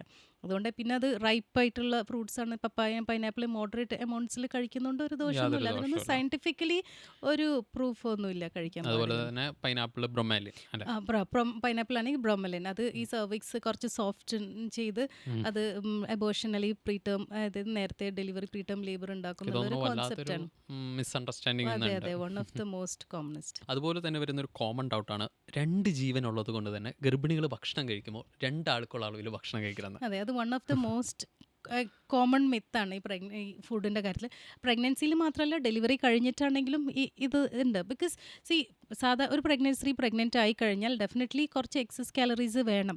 ഒരു കാലറി റിക്വയർമെൻറ്റ് കൂടും. പ്രഗ്നൻസിയിലാണെങ്കിലും ഡെലിവറി ഫീഡിങ് സ്റ്റേജിലാണെങ്കിലും സാധാരണത്തെക്കാളും ഒരു അപ്രോക്സിമറ്റ്ലി ഒരു 300 കാലറീസ് ഡെയിലി റിക്വയർമെൻറ്റിലുണ്ട്. പക്ഷേ അതിൻ്റെ അർത്ഥം ഒരു 2 ആൾക്കാരുടെ ഫുഡ് കഴിക്കണമെന്നല്ല. ഹെൽത്തി ഫുഡ്, കുറച്ച് എക്സസ് ന്യൂട്രീഷ്യസ് ഫുഡ്, അതാണ് കൂടുതൽ. Quality of the food is more important than the quantity of the food. അപ്പോൾ എപ്പോഴും നമ്മൾ അതിൻ്റെ ബാലൻസ്ഡ് ആയിട്ടുള്ള പ്രോപ്പർ ഹെൽത്തി ആയിട്ടുള്ള ഫുഡ് ആണോ എന്നുള്ളതാണ് കൂടുതലും നോക്കേണ്ടത് ദാൻ ഈ ക്വാണ്ടിറ്റിയിൽ കോൺസെൻട്രേറ്റ് ചെയ്യുന്നതിന് പകരം. ഇഷ്ടപ്പെട്ട എല്ലാ ഭക്ഷണം കഴിക്കാം, പക്ഷെ ഇഷ്ടപ്പെട്ട അത്രയും കഴിക്കാൻ പാടില്ല. ഓക്കെ. ഒരു കുഞ്ഞ് ജനിച്ചു കഴിഞ്ഞാൽ അവൻ്റെ ഓരോ വളർച്ചയും നമ്മൾ നോക്കിക്കാണും. എന്നാൽ ഇതേ കുഞ്ഞ് അമ്മയുടെ ഗർഭപാത്രത്തിലുള്ളപ്പോൾ അവൻ്റെ വളർച്ച നമ്മുടെ നഗ്ന നേത്രങ്ങൾ കൊണ്ട് കാണാൻ സാധിക്കുന്നതല്ല. ഗർഭധാരണം മുതൽ പ്രസവം വരെയുള്ള ഈ 9 മാസം ഒരു കുഞ്ഞിൻ്റെ വളർച്ച എങ്ങനെയാണെന്ന് വളരെ ലളിതമായിട്ട് നമ്മുടെ പ്രേക്ഷകർക്കൊന്ന് പറഞ്ഞു കൊടുക്കാമോ? ഓക്കെ. ഫസ്റ്റ് പ്രഗ്നൻസി പോസിറ്റീവ് ആയി കഴിഞ്ഞാൽ നമ്മൾ സാധാരണ നെക്സ്റ്റ് ഒരു ഫോളോ അപ്പിന് വിളിക്കുന്നത് ഒരു 2 വീക്സ്, അതായത് ഏകദേശം ഒരു 5 ആഴ്ച 6 ആഴ്ചയിലാണ് നമ്മൾ തിരിച്ച് വരാൻ പറയും. അതെന്തിനാന്ന് വെച്ചാൽ ഹാർട്ട് ബീറ്റ് ഉണ്ടോ ഇല്ലേന്ന് ചെക്ക് ചെയ്യാൻ. സോ ആ ഒരു സമയത്ത് തന്നെ, അതായത് ഏകദേശം ഒരു 5 to 6 വീക്സ് എന്ന് പറയുന്ന സമയത്ത് കുഞ്ഞിൻ്റെ ഹാർട്ട് ബീറ്റ് ചെയ്യാൻ തുടങ്ങും, ഹൃദയമിടിപ്പ് തുടങ്ങും. അതുകൊണ്ടാണ് നമ്മൾ കറക്റ്റ് ആ സമയത്ത് തന്നെ വിളിക്കുന്നത് ഒരു ഫോളോ അപ്പിന് വേണ്ടി. So heart starts beating around 5 to 6 weeks of pregnancy. അത് നമുക്ക് കാണാനും പറ്റും. ഒട്ടുമിക്ക സമയത്ത് നമ്മൾ കാണിച്ചു കൊടുക്കാറുണ്ട് പേഷ്യൻസിന്. ഹാർട്ട് ബീറ്റ് കേൾക്കുമ്പോൾ തന്നെ അത് അവർക്കൊരു ഇമോഷണൽ ബോണ്ട് ആ ഒരു അത്ര ഏർലി മൊമെൻറ്റിൽ തന്നെ കണക്ട് ചെയ്തു തുടങ്ങും. അത് കഴിഞ്ഞാൽ പയ്യെ ഓരോ ദിവസവും ബേബി ഗ്രോത്ത് ഇസ് ഹാപ്പനിങ്. അത് കഴിഞ്ഞ് ഒരു 9 ആഴ്ചയൊക്കെ ആകുമ്പോഴത്തേക്ക് തന്നെ കുഞ്ഞിൻ്റെ കൈകൾ കാലുകളൊക്കെ വളർന്നു തുടങ്ങി, ലിംബഡ്സ് ഒക്കെ വന്നു തുടങ്ങി. പിന്നെ ഓരോ ദിവസങ്ങളിലും ഈ ഉണ്ടായ ലിംബഡ്സും ആൻഡ് ബാക്കി വളർന്നുകൊണ്ടേയിരിക്കും. ഒരു 12 ആഴ്ച, അത് ഏകദേശം 3 മാസം കംപ്ലീറ്റ് ആകുമ്പോഴത്തന്നെ ഏകദേശം ഒരുവിധ എല്ലാ ബോഡി പാർട്സും ബേബിയുടേത് ഉണ്ടായി വന്നു. ബട്ട് എല്ലാം ചെറുതാണ്, വെരി സ്മോൾ. ആൻഡ് പിന്നീടുള്ള അങ്ങോട്ടുള്ള എല്ലാ മാസങ്ങളിലും ഈ ഗ്രോത്ത് വലുതായി അതിൻ്റെ ഇൻറ്റേർണൽ ഓർഗാൻസ് ഒക്കെ വലുതായി 5th മന്ത് ആകുമ്പോഴത്തേക്കും നമുക്ക് ഏകദേശം സ്ട്രക്ചേഴ്സ് ഒക്കെ ഫോംഡ് ആണ്. അതുകൊണ്ടാണ് ഈ 5th മന്തിൽ നമ്മളൊരു സ്കാനിന് വിളിക്കുന്നത്, അനോമലി സ്കാൻ എന്ന് പറയുമ്പോൾ, which is very important. Because അതിനകത്ത് നമുക്ക് സ്ട്രക്ചറൽ ഡിഫക്ട്സ് ഫോം ചെയ്തതിൽ എന്തെങ്കിലും ശരീരത്തിൽ എന്തെങ്കിലും അംഗവൈകല്യങ്ങളൊക്കെ ഉണ്ടോ എന്ന് അറിയാൻ പറ്റും ആ 5th month. By then baby is almost fully formed. പിന്നീട് അങ്ങോട്ടുള്ള മാസങ്ങളിലൊക്കെ ബേബി ഫർദർ ഗ്രോ ചെയ്തുകൊണ്ടേയിരിക്കും. നമ്മൾ മെയിൻലി അതിൻ്റെ ബേബിയുടെ ഗ്രോത്ത് ആണ് പിന്നീട് അധികം മോണിറ്റർ ചെയ്യുന്നത്. സത്യം പറഞ്ഞു കഴിഞ്ഞാൽ അപ്പോൾ ഇതൊരു മാജിക്കൽ പ്രൊസീജിയറാണ്. Of course it's a wonder. Pregnancy as such is a wonder. അതുപോലെ തന്നെ ഇപ്പം നമ്മുടെ നാട്ടിലുണ്ടോയെന്ന് എനിക്കറിയില്ല, ഈ ഗർഭിണിയായ സ്ത്രീകളുടെ ചർമ്മത്തിലും ശരീരഭാഗത്തിലും വരുന്ന മാറ്റങ്ങൾ വെച്ചിട്ട് ആൺകുഞ്ഞാണോ പെൺകുഞ്ഞാണോ എന്ന് ചിലർ അങ്ങ് പ്രെഡിക്റ്റ് ചെയ്യും. ഡോക്ടർ കേട്ടിട്ടുണ്ടോ അങ്ങനെ? ഓഫ് കോഴ്സ് അത് ഒരു മാറ്റവും വന്നിട്ടില്ല. ഒരുപാട് വർഷങ്ങൾ മുമ്പും അങ്ങനെ തന്നെയാണ്, ഇപ്പോഴും അങ്ങനെ പ്രഡിക്റ്റ് ചെയ്യുന്നത്. ആൻഡ് ചില പ്രായവരൊക്കെ കോൺഫിഡൻ്റ്ലി അവർ പറയാറുണ്ട്, അതായത് ഇത് ആൺകുഞ്ഞാണോ ഇത് പെൺകുഞ്ഞാണ് തറപ്പിച്ച് വൈ, ബിക്കോസ് ഇങ്ങനെ ഈ പറഞ്ഞ പോലെ വയറ് കുറച്ച് തള്ളിയിരിക്കണു, വയറ് ഇടിഞ്ഞിരിക്കണു, അങ്ങനെ പറഞ്ഞിട്ട് അതൊരു ഈ പറഞ്ഞ പോലെ ഒരു സ്ട്രോങ് മിത്താണ്. പല പ്രായവരൊക്കെ ഉറച്ച് വിശ്വസിക്കുന്ന ഒരു കാര്യമാണ് ഇങ്ങനത്തെ ചില സിംറ്റംസ്. മുഖം ക്ഷീണിച്ചിരിക്കണു, അപ്പോൾ അത് കാരണം ലൈക്ക് പെണ്ണായിരിക്കാം ആൺകുട്ടിയായിരിക്കാം അങ്ങനെയുള്ള. അതൊക്കെ ഇപ്പോഴും അതിനൊന്നും ഒരു സയന്റിഫിക് എവിഡൻസ് ഇല്ലെങ്കിൽ പോലും പക്ഷെ ഇപ്പോഴും എക്സിസ്റ്റ് ചെയ്യുന്ന ഒരു സ്ട്രോങ് മിത്താണത്. എനിക്ക് തോന്നുന്നു ഈ ജെൻഡർ ഏതെന്നറിയാനുള്ള ഒരു ക്യൂരിയോസിറ്റി കൊണ്ടായിരിക്കും അവർ ഇത്തരത്തിലുള്ള പ്രഡിക്ഷനിലേക്ക് എത്തിച്ചേരുന്നത്. ബിക്കോസ് നമുക്ക് ഇന്ത്യൻ ലോ അനുസരിച്ച് നമ്മൾ gender revealing is A crime. Because നമ്മൾ ഒരുപാട് ഫീമെയിൽ ഫീറ്റിസൈഡ് ഉണ്ട്, അഥവാ ഈ പെൺകുഞ്ഞാണെന്ന് അറിഞ്ഞു കഴിഞ്ഞാൽ അതിനെ അബോർട്ട് ചെയ്യാനുള്ള ഒരു ടെൻഡൻസി അല്ല ഒരു പ്രാക്ടീസ് അത് എക്സിസ്റ്റ് ഉണ്ടായിരുന്നു പല ഭാഗങ്ങളും, ഇന്ത്യയിലെ പല വില്ലേജ് ഏരിയാസിലും പല. ബിക്കോസ് എപ്പോഴും മെൻ കൺസിഡേർഡ് സുപ്പീരിയർ. ആൺകുട്ടി ജനിച്ചു കഴിഞ്ഞാൽ ഒരു എന്തോ ഒരു പ്രത്യേക സന്തോഷമാണ്. ഇപ്പോഴും അതില്ല എന്ന് പറയുന്നില്ല, പല വില്ലേജ് ഏരിയാസിലാണെങ്കിലും അല്ലാതെ തന്നെയും ഒരു കുട്ടി ഉണ്ടെങ്കിൽ അത് ആണായിരിക്കണം എന്നുള്ളൊരു കോൺസെപ്റ്റാണ്. ഇപ്പം ഒരുപാട് മാറ്റങ്ങൾ വന്നിട്ടുണ്ട്. പക്ഷെ എന്നാലും ഒരു ആൺകുഞ്ഞെന്ന് പറയുമ്പം ഒരു പെൺകുഞ്ഞെന്ന് പറയുമ്പോൾ ഒരു ബേർഡൻ ആയി തോന്നുന്ന ഇപ്പോഴും വില്ലേജ് ഏരിയാസിലും ഇന്ത്യയുടെ പല ഭാഗത്തായിട്ട് അങ്ങനെ കുറേ കൾച്ചേഴ്സ് ഉണ്ട്. ആക്ച്വലി എത്ര മാസത്തെ സ്കാനിങ്ങിലായിരിക്കും ഒരു ഗൈനക്കോളജിസ്റ്റിന് ക്ലിയർ പിക്ചർ കിട്ടുക ഇതൊരു ആൺകുഞ്ഞാണ് അല്ലെങ്കിൽ ഇതൊരു പെൺകുഞ്ഞാണെന്ന്? നമ്മൾ ഒരിക്കലും ജെൻഡർ ഫോക്കസ് ചെയ്തിട്ട് അൾട്രാസൗണ്ട് ചെയ്യാറില്ല. ബിക്കോസ് ആസ് സച്ച് ലോ അനുസരിച്ച് നമ്മൾ ചെയ്യാൻ പാടില്ലാത്തത് കൊണ്ട് തന്നെ ഒരിക്കലും ജെൻഡർ നമ്മൾ ഒരിക്കലും നോക്കാറില്ല. ബട്ട് ദെൻ നമുക്ക് പ്രൈമറി ഫോക്കസ് ബാക്കിയുള്ള പല ഗ്രോത്ത് അതുപോലെ വേറെ എന്തെങ്കിലും ഇഷ്യൂസ് അങ്ങനെയൊക്കെയാണ് നമ്മൾ പ്രൈമറിലി ഫോക്കസ്. ബട്ട് ഡെഫിനറ്റ്ലി എന്തെങ്കിലും അബ്നോമാലിറ്റീസ് ഉണ്ടെന്ന് നോക്കാറുണ്ട്. But then not really baby girl or boy എന്ന് പറഞ്ഞിട്ട് നോക്കാറില്ല. ബട്ട് ദെൻ സ്കാനിൽ നമുക്കൊരു ആസ് ഏർലി ആസ് ഒരു 14-16 വീക്സ് തൊട്ടൊക്കെ അറിയാൻ പറ്റും. ഓക്കെ, ഞാനത് ചോദിക്കാൻ കാരണം ഈ സ്കാനിങ് കഴിഞ്ഞ് വരുമ്പോൾ നമുക്ക് we will get A photograph of A baby. Okay, ഈ ഫോട്ടോഗ്രാഫ് തിരിച്ചും മറിച്ചും നോക്കി മേലും താഴത്തോട്ടും ഒക്കെ നോക്കി കുഞ്ഞാണാണോ പെൺകുട്ടിയാണോ എന്ന് നോക്കുന്ന ഒരു പ്രവണത ഞാൻ കണ്ടിട്ടുണ്ട്. Actually even they search in Google can we predict from this. Is it possible? It's not possible. And very simple, it's not possible. പിന്നെ വേറൊരു കാര്യം, ഇത് എനിക്ക് പേഴ്സണലി പലപ്പോഴും എൻ്റെ ലൈക്ക് ഫ്രണ്ട്സായിട്ടും റിലേറ്റീവ്സായിട്ടും പലപ്പോഴായിട്ട് എനിക്ക് അയച്ചു തന്നിട്ടുണ്ട്. മീൻസ് വാട്സാപ്പ് ചെയ്തിട്ടുമൊക്കെ അയച്ചു തന്നിട്ടുണ്ട്, ഇത് നോക്കിയിട്ട് പറയാൻ പറ്റുമോ ബോയ് ഓ ഗേൾ. യൂഷ്വലി ഒരു അൾട്രാസൗണ്ട് ഫിലിമിലും നമ്മൾ സെക്സ് കാണിക്കുന്ന ഒരു ഇമേജ് ഒരിക്കലും ഉണ്ടാവാറില്ല. ജസ്റ്റ് ഫിലിം കണ്ട ഒരിക്കലും it's not possible to predict. ഈ അബോർഷൻസിൻ്റെ കേസ് പറഞ്ഞുകൊണ്ട് ചോദിക്കുകയാണ്, ഇപ്പോൾ വളരെ കോമൺ ആണോ abortions? Very common, very common. Very common. Okay, ഞാൻ കേട്ടിട്ടുള്ളതാണ് ലൈക്ക് സ്കൂളിൽ പോകുന്ന കുട്ടികളൊക്കെയാണ് ഇപ്പോൾ അബോർഷന് വരുന്നതെന്ന്. അതെ. ഈ സ്കൂളിൽ പോകുന്നത്, പിന്നെ ഈ പറഞ്ഞ പോലെ ഇന്നത്തെ കാലത്ത് ലിവിങ് ടുഗെദർ, ഓ, അതൊക്കെ ഇച്ചിരിയും കൂടെ കൂടുതലാണ്. Accidental pregnancy. ആക്സിഡൻ്റൽ പ്രഗ്നൻസീസ് ഒക്കെ വളരെ കോമൺ ആണ്. അപ്പം ഉം. ഇന്നത്തെ കുട്ടികളൊക്കെ കുറച്ചുകൂടെ ബോൾഡും ആണ്. They directly come to the O P and ask like you know നമ്മൾ ലിവിങ് റിലേഷനിലാണ്, പ്രഗ്നൻ്റ് ആയ ആക്സിഡൻ്റൽ പ്രഗ്നൻസിയാണ്. ഒരു കണക്കിന് നോക്കിയാൽ കുട്ടികൾ they are open and they O പിയിൽ വന്നിട്ട് ധൈര്യത്തോടെ ചോദിക്കുന്നുമുണ്ട്. ഇങ്ങനെ പണ്ടൊക്കെ പണ്ടൊന്നും അത് നമുക്ക് ചിന്തിക്കാൻ പോലും പറ്റാത്ത സിറ്റുവേഷൻസ് ആയിരുന്നു. പക്ഷേ ഇപ്പം ഡയറക്റ്റ്ലി വാക്ക് ഇൻ ചെയ്തിട്ട് അവർ പറയാറുണ്ട് അൺമാരീഡ് ആണ്, I mean A sexual relationship, അപ്പം പ്രഗ്നൻ്റ് ആയിട്ടുണ്ട്, അബോർഷൻ വേണമെന്ന് പറഞ്ഞ് സീക്ക് ചെയ്യുന്നവരുണ്ട്. അത് കൂടാണ്ട് ടീനേജ് പ്രഗ്നൻസിയാണ് ഏറ്റവും ഭയങ്കര സങ്കടമായിട്ട് തോന്നാറ്. പലപ്പോഴും 16 ഇയേഴ്സ് 17 ഇയേഴ്സ് ഒക്കെ കുട്ടികൾ പ്രഗ്നൻ്റ് ആയിട്ട് പലപ്പോഴും വരാറുണ്ട്. പക്ഷേ ഞാൻ വളരെ ഡയറക്റ്റ് ആയിട്ടൊരു ക്വസ്റ്റ്യൻ ചോദിക്കുകയാണ്. നോർമൽ ഡെലിവറി ആണോ സിസേറിയൻ ആണോ better option? Theoretically speaking, book wise if you see, normal delivery. Normal delivery. Yes, theoretically അതിൻ്റെ നമ്മൾ പഠിപ്പിച്ച ബുക്സൊക്കെ പറയുന്നതും പല കാര്യങ്ങളും ദർ ആർ ഡിഫറെൻറ്റ് ക്രൈറ്റീരിയസ് എല്ലാം വെച്ച് നോക്കുമ്പോൾ by books they say it's normal delivery is better. പക്ഷേ ഈ പറഞ്ഞ പോലെ ഇന്നത്തെ കാലത്ത് കുറേ പേര് ആ ഒരു നോർമൽ ഡെലിവറി പ്രിഫർ ചെയ്യുന്നില്ല. ബിക്കോസ് അതിലൂടെ it's not just physical, it's about the emotional thing. And നമ്മൾ അതിലൂടെ കടന്നു പോകുമ്പോൾ ഉണ്ടാവുന്ന പല പല അനുഭവങ്ങൾ, പല പല കാരണങ്ങൾ കൊണ്ടും കുറേ പേര് ഇന്ന് സിസേറിയൻ ഓപ്റ്റ് ചെയ്യുന്നവരുണ്ട്. Caesarean section at maternal request എന്ന് പറഞ്ഞിട്ടൊരു ടോപ്പിക്ക് തന്നെയുണ്ട്. ഇതൊരു കോമൺ ആയിട്ടുള്ള കംപ്ലൈൻറ്റ് പോലെ കൂടെ ഞാൻ പറയുന്നതാണ്. UK പോലത്തെ രാജ്യങ്ങളിൽ അവരൊരു ഡെലിവറിയുടെ ടൈമിൽ മറ്റു കോംപ്ലിക്കേഷൻസ് ഒന്നുമില്ലെങ്കിൽ they will maximum promote for normal delivery. Common ആയിട്ട് കേൾക്കുന്ന ഒരു ഡൗട്ടാണ്. എന്നാൽ നമ്മുടെ നാട്ടിൽ ചില ഡോക്ടർമാർ അത്രയും കോംപ്ലിക്കേഷൻസ് ഇല്ലെങ്കിൽ കൂടെ they won't wait for that much time. അവർ ഇൻസിസ്റ്റ് ചെയ്യുന്നു സിസേറിയന് വേണ്ടിയിട്ട് എന്നുള്ളൊരു കോമൺ കംപ്ലൈൻറ്റ് കേൾക്കുന്നുണ്ട്. അതെ. ഡോക്ടറുടെ അഭിപ്രായം എന്താ? എൻ്റെ പേഴ്സണലി ഞാനോ അല്ലെങ്കിൽ എനിക്കറിയാവുന്ന ഒരു ഡോക്ടേഴ്സും അങ്ങനെ ചെയ്യുന്നതായിട്ട് എനിക്ക് തോന്നുന്നില്ല.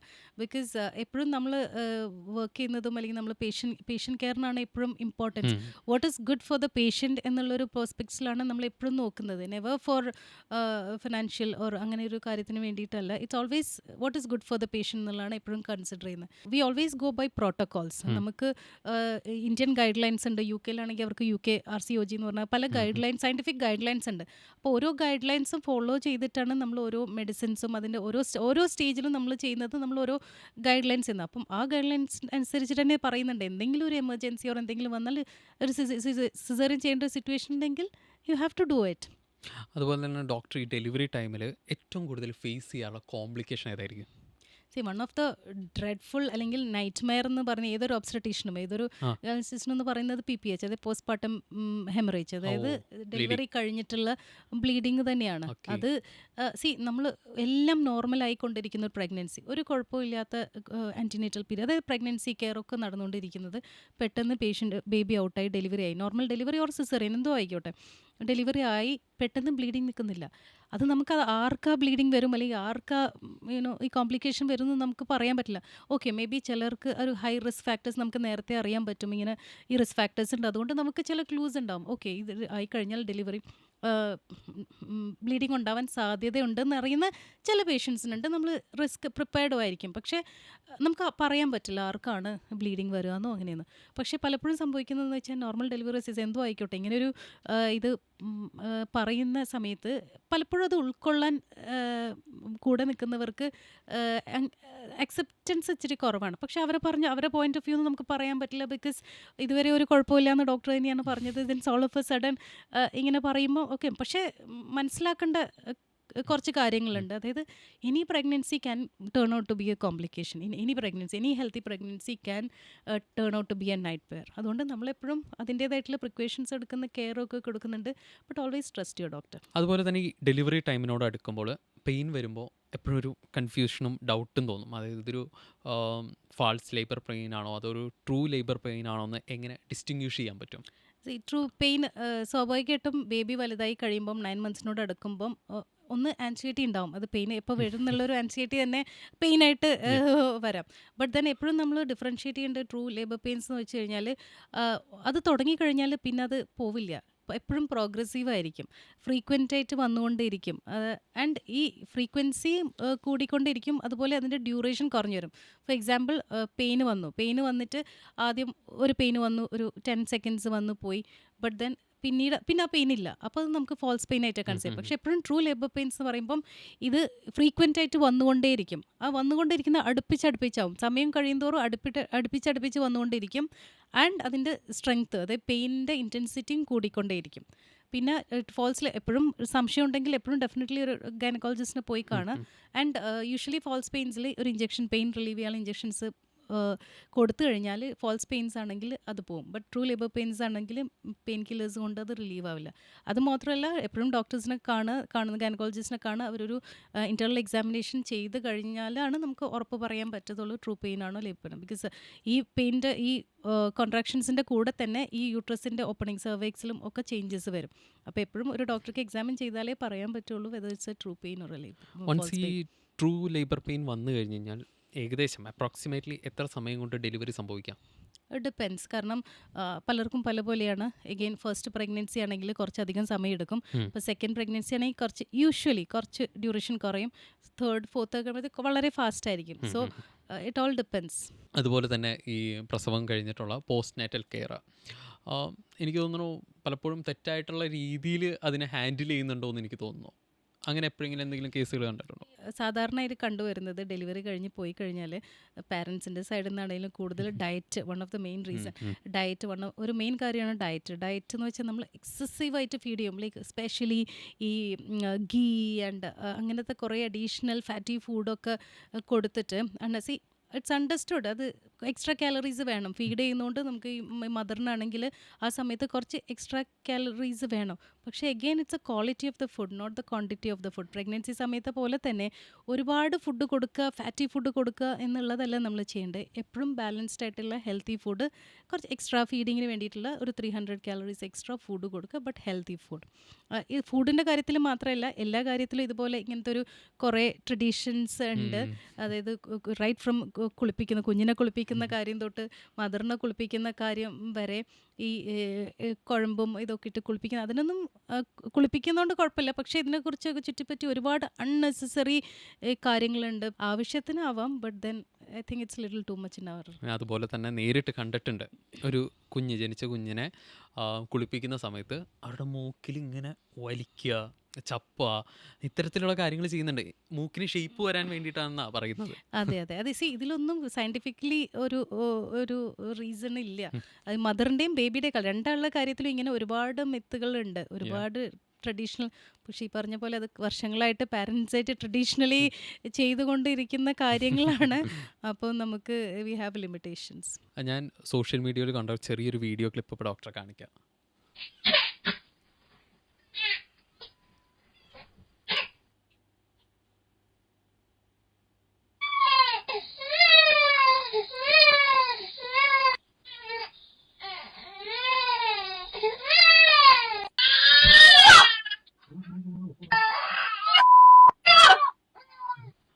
പോസ്റ്റ്മോർട്ടം ഡിപ്രഷൻ എന്തുകൊണ്ടാണ് ഇത് സംഭവിക്കുന്നത്?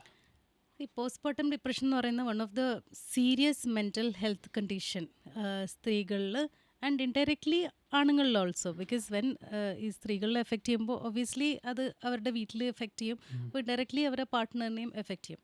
സോ മെയിൻ റീസൺ ഇസ് ഒന്ന് പല കാരണങ്ങളാണ്. ഒരെണ്ണം ഹോർമോണൽ ചേഞ്ചസ്, ഡെലിവറിക്ക് ശേഷമുള്ള ഹോർമോണൽ എഫക്ട്സ്. പിന്നെ ഒന്ന് ജനറ്റിക്, ലൈക്ക് ഫാമിലിയിൽ അങ്ങനെ ഉണ്ടെങ്കിൽ അതൊരു ചാൻസസ് ആണ്, high tendency.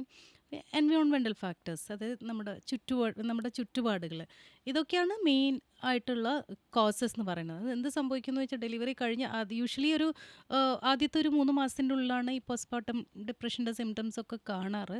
May be up to ഒരു മോർ ദാൻ ഒരു 1 ഇയർ വരെയൊക്കെ കാണാറുണ്ട്. ബട്ട് മോസ്റ്റ് കോമൺ ആയിട്ട് ഉണ്ടെങ്കിൽ ആദ്യത്തെ ഒരു 3 മന്ത്സിലാണ് ഇത് കാണുന്നത്. ഇതർ ഈ വീഡിയോയിൽ കണ്ട പോലെ ഭയങ്കര ഇറിറ്റേഷൻ ആയിരിക്കും, ഓർ ഭയങ്കര ലോ എനർജി, ഭയങ്കര സാഡായിരിക്കും, ഭയങ്കര ദേഷ്യമായിരിക്കും. അങ്ങനെ പലർക്കും പല രീതിയിലുള്ള സിംറ്റംസ് ആണ്. ബിക്കോസ് ഓഫ് ഈ പറഞ്ഞ കാരണങ്ങൾ കൊണ്ട് തന്നെ. അപ്പോൾ severe postpartum depression leading to suicide വരെ ഉണ്ടാവാറുണ്ട്. ഓ. അത്രയും സിവിയറിൽ ഉണ്ടാവാറുണ്ട്. സോ എന്തെങ്കിലും അങ്ങനെ ഉണ്ടെങ്കിൽ ഭയങ്കരമായിട്ട് സങ്കടം വരിക, വിഷമിച്ച് കരയുക, അങ്ങനെയൊക്കെ ഉണ്ടാവും. അപ്പം അങ്ങനത്തെ എന്തെങ്കിലും സിംറ്റംസ് ഉണ്ടെങ്കിൽ എപ്പോഴും ഒരു ഡോക്ടറെ പോയിട്ട് കാണുക. അതിൻ്റെ സൈക്കോതെറാപ്പി ആൻഡ് ട്രീറ്റ്മെൻറ്റ്സ് ഉണ്ട്, ഈവൻ മെഡിസിൻസ് ഉണ്ട്, പ്രിസ്ക്രൈബ് മെഡിസിൻസ് ഉണ്ട്. അതൊക്കെ എടുത്തു കഴിഞ്ഞാൽ അത് കറക്റ്റ് ചെയ്യാവുന്ന ഒരു കണ്ടീഷനാണിത്. എനിക്ക് തോന്നുന്നു അവർ ശീലിച്ച് വന്ന റുട്ടീനിൽ നിന്നുള്ള പെട്ടെന്നൊരു സ്വിച്ചിങ്ങും ഇതിനെ സ്വിച്ചിങ്, കുറെ അതെ എഫക്ട് അതെ ചെയ്യുന്നുണ്ടോ? അതെ, അത് എൻവയോൺമെന്റൽ ഫാക്ടേഴ്സ് എന്ന് യാ. പറയാൻ കാരണം ആ സാഹചര്യങ്ങൾ. ഇത് ഒരുവിധപ്പെട്ട എല്ലാ സ്ത്രീകളും അനുഭവിക്കുന്നതായിരിക്കും. പക്ഷേ എനിക്ക് തോന്നുന്നു പല രീതിയിൽ പല അതെ, സിവിയറിറ്റിയിലായിരിക്കും അനുഭവപ്പെടുന്നത്. സിവിയറിറ്റിയിലായിരിക്കും. ഒരുപാട് കാര്യങ്ങൾ അറിഞ്ഞു, സംസാരിച്ചു. ഇനിയും ഒരുപാട് കാര്യങ്ങളുണ്ട് എന്നറിയാം. അതുകൊണ്ട് തന്നെ ഈ ഷോയിൽ ഇനിയും നമ്മൾ കണ്ടുമുട്ടുമെന്ന പ്രതീക്ഷയിൽ ഈ എപ്പിസോഡ് ഇവിടെ വൈൻഡപ്പ് ചെയ്യാണ്. Thank you doctor Jiji. Thank you for your word, presence and time. Thank you very much. Thank you for having me.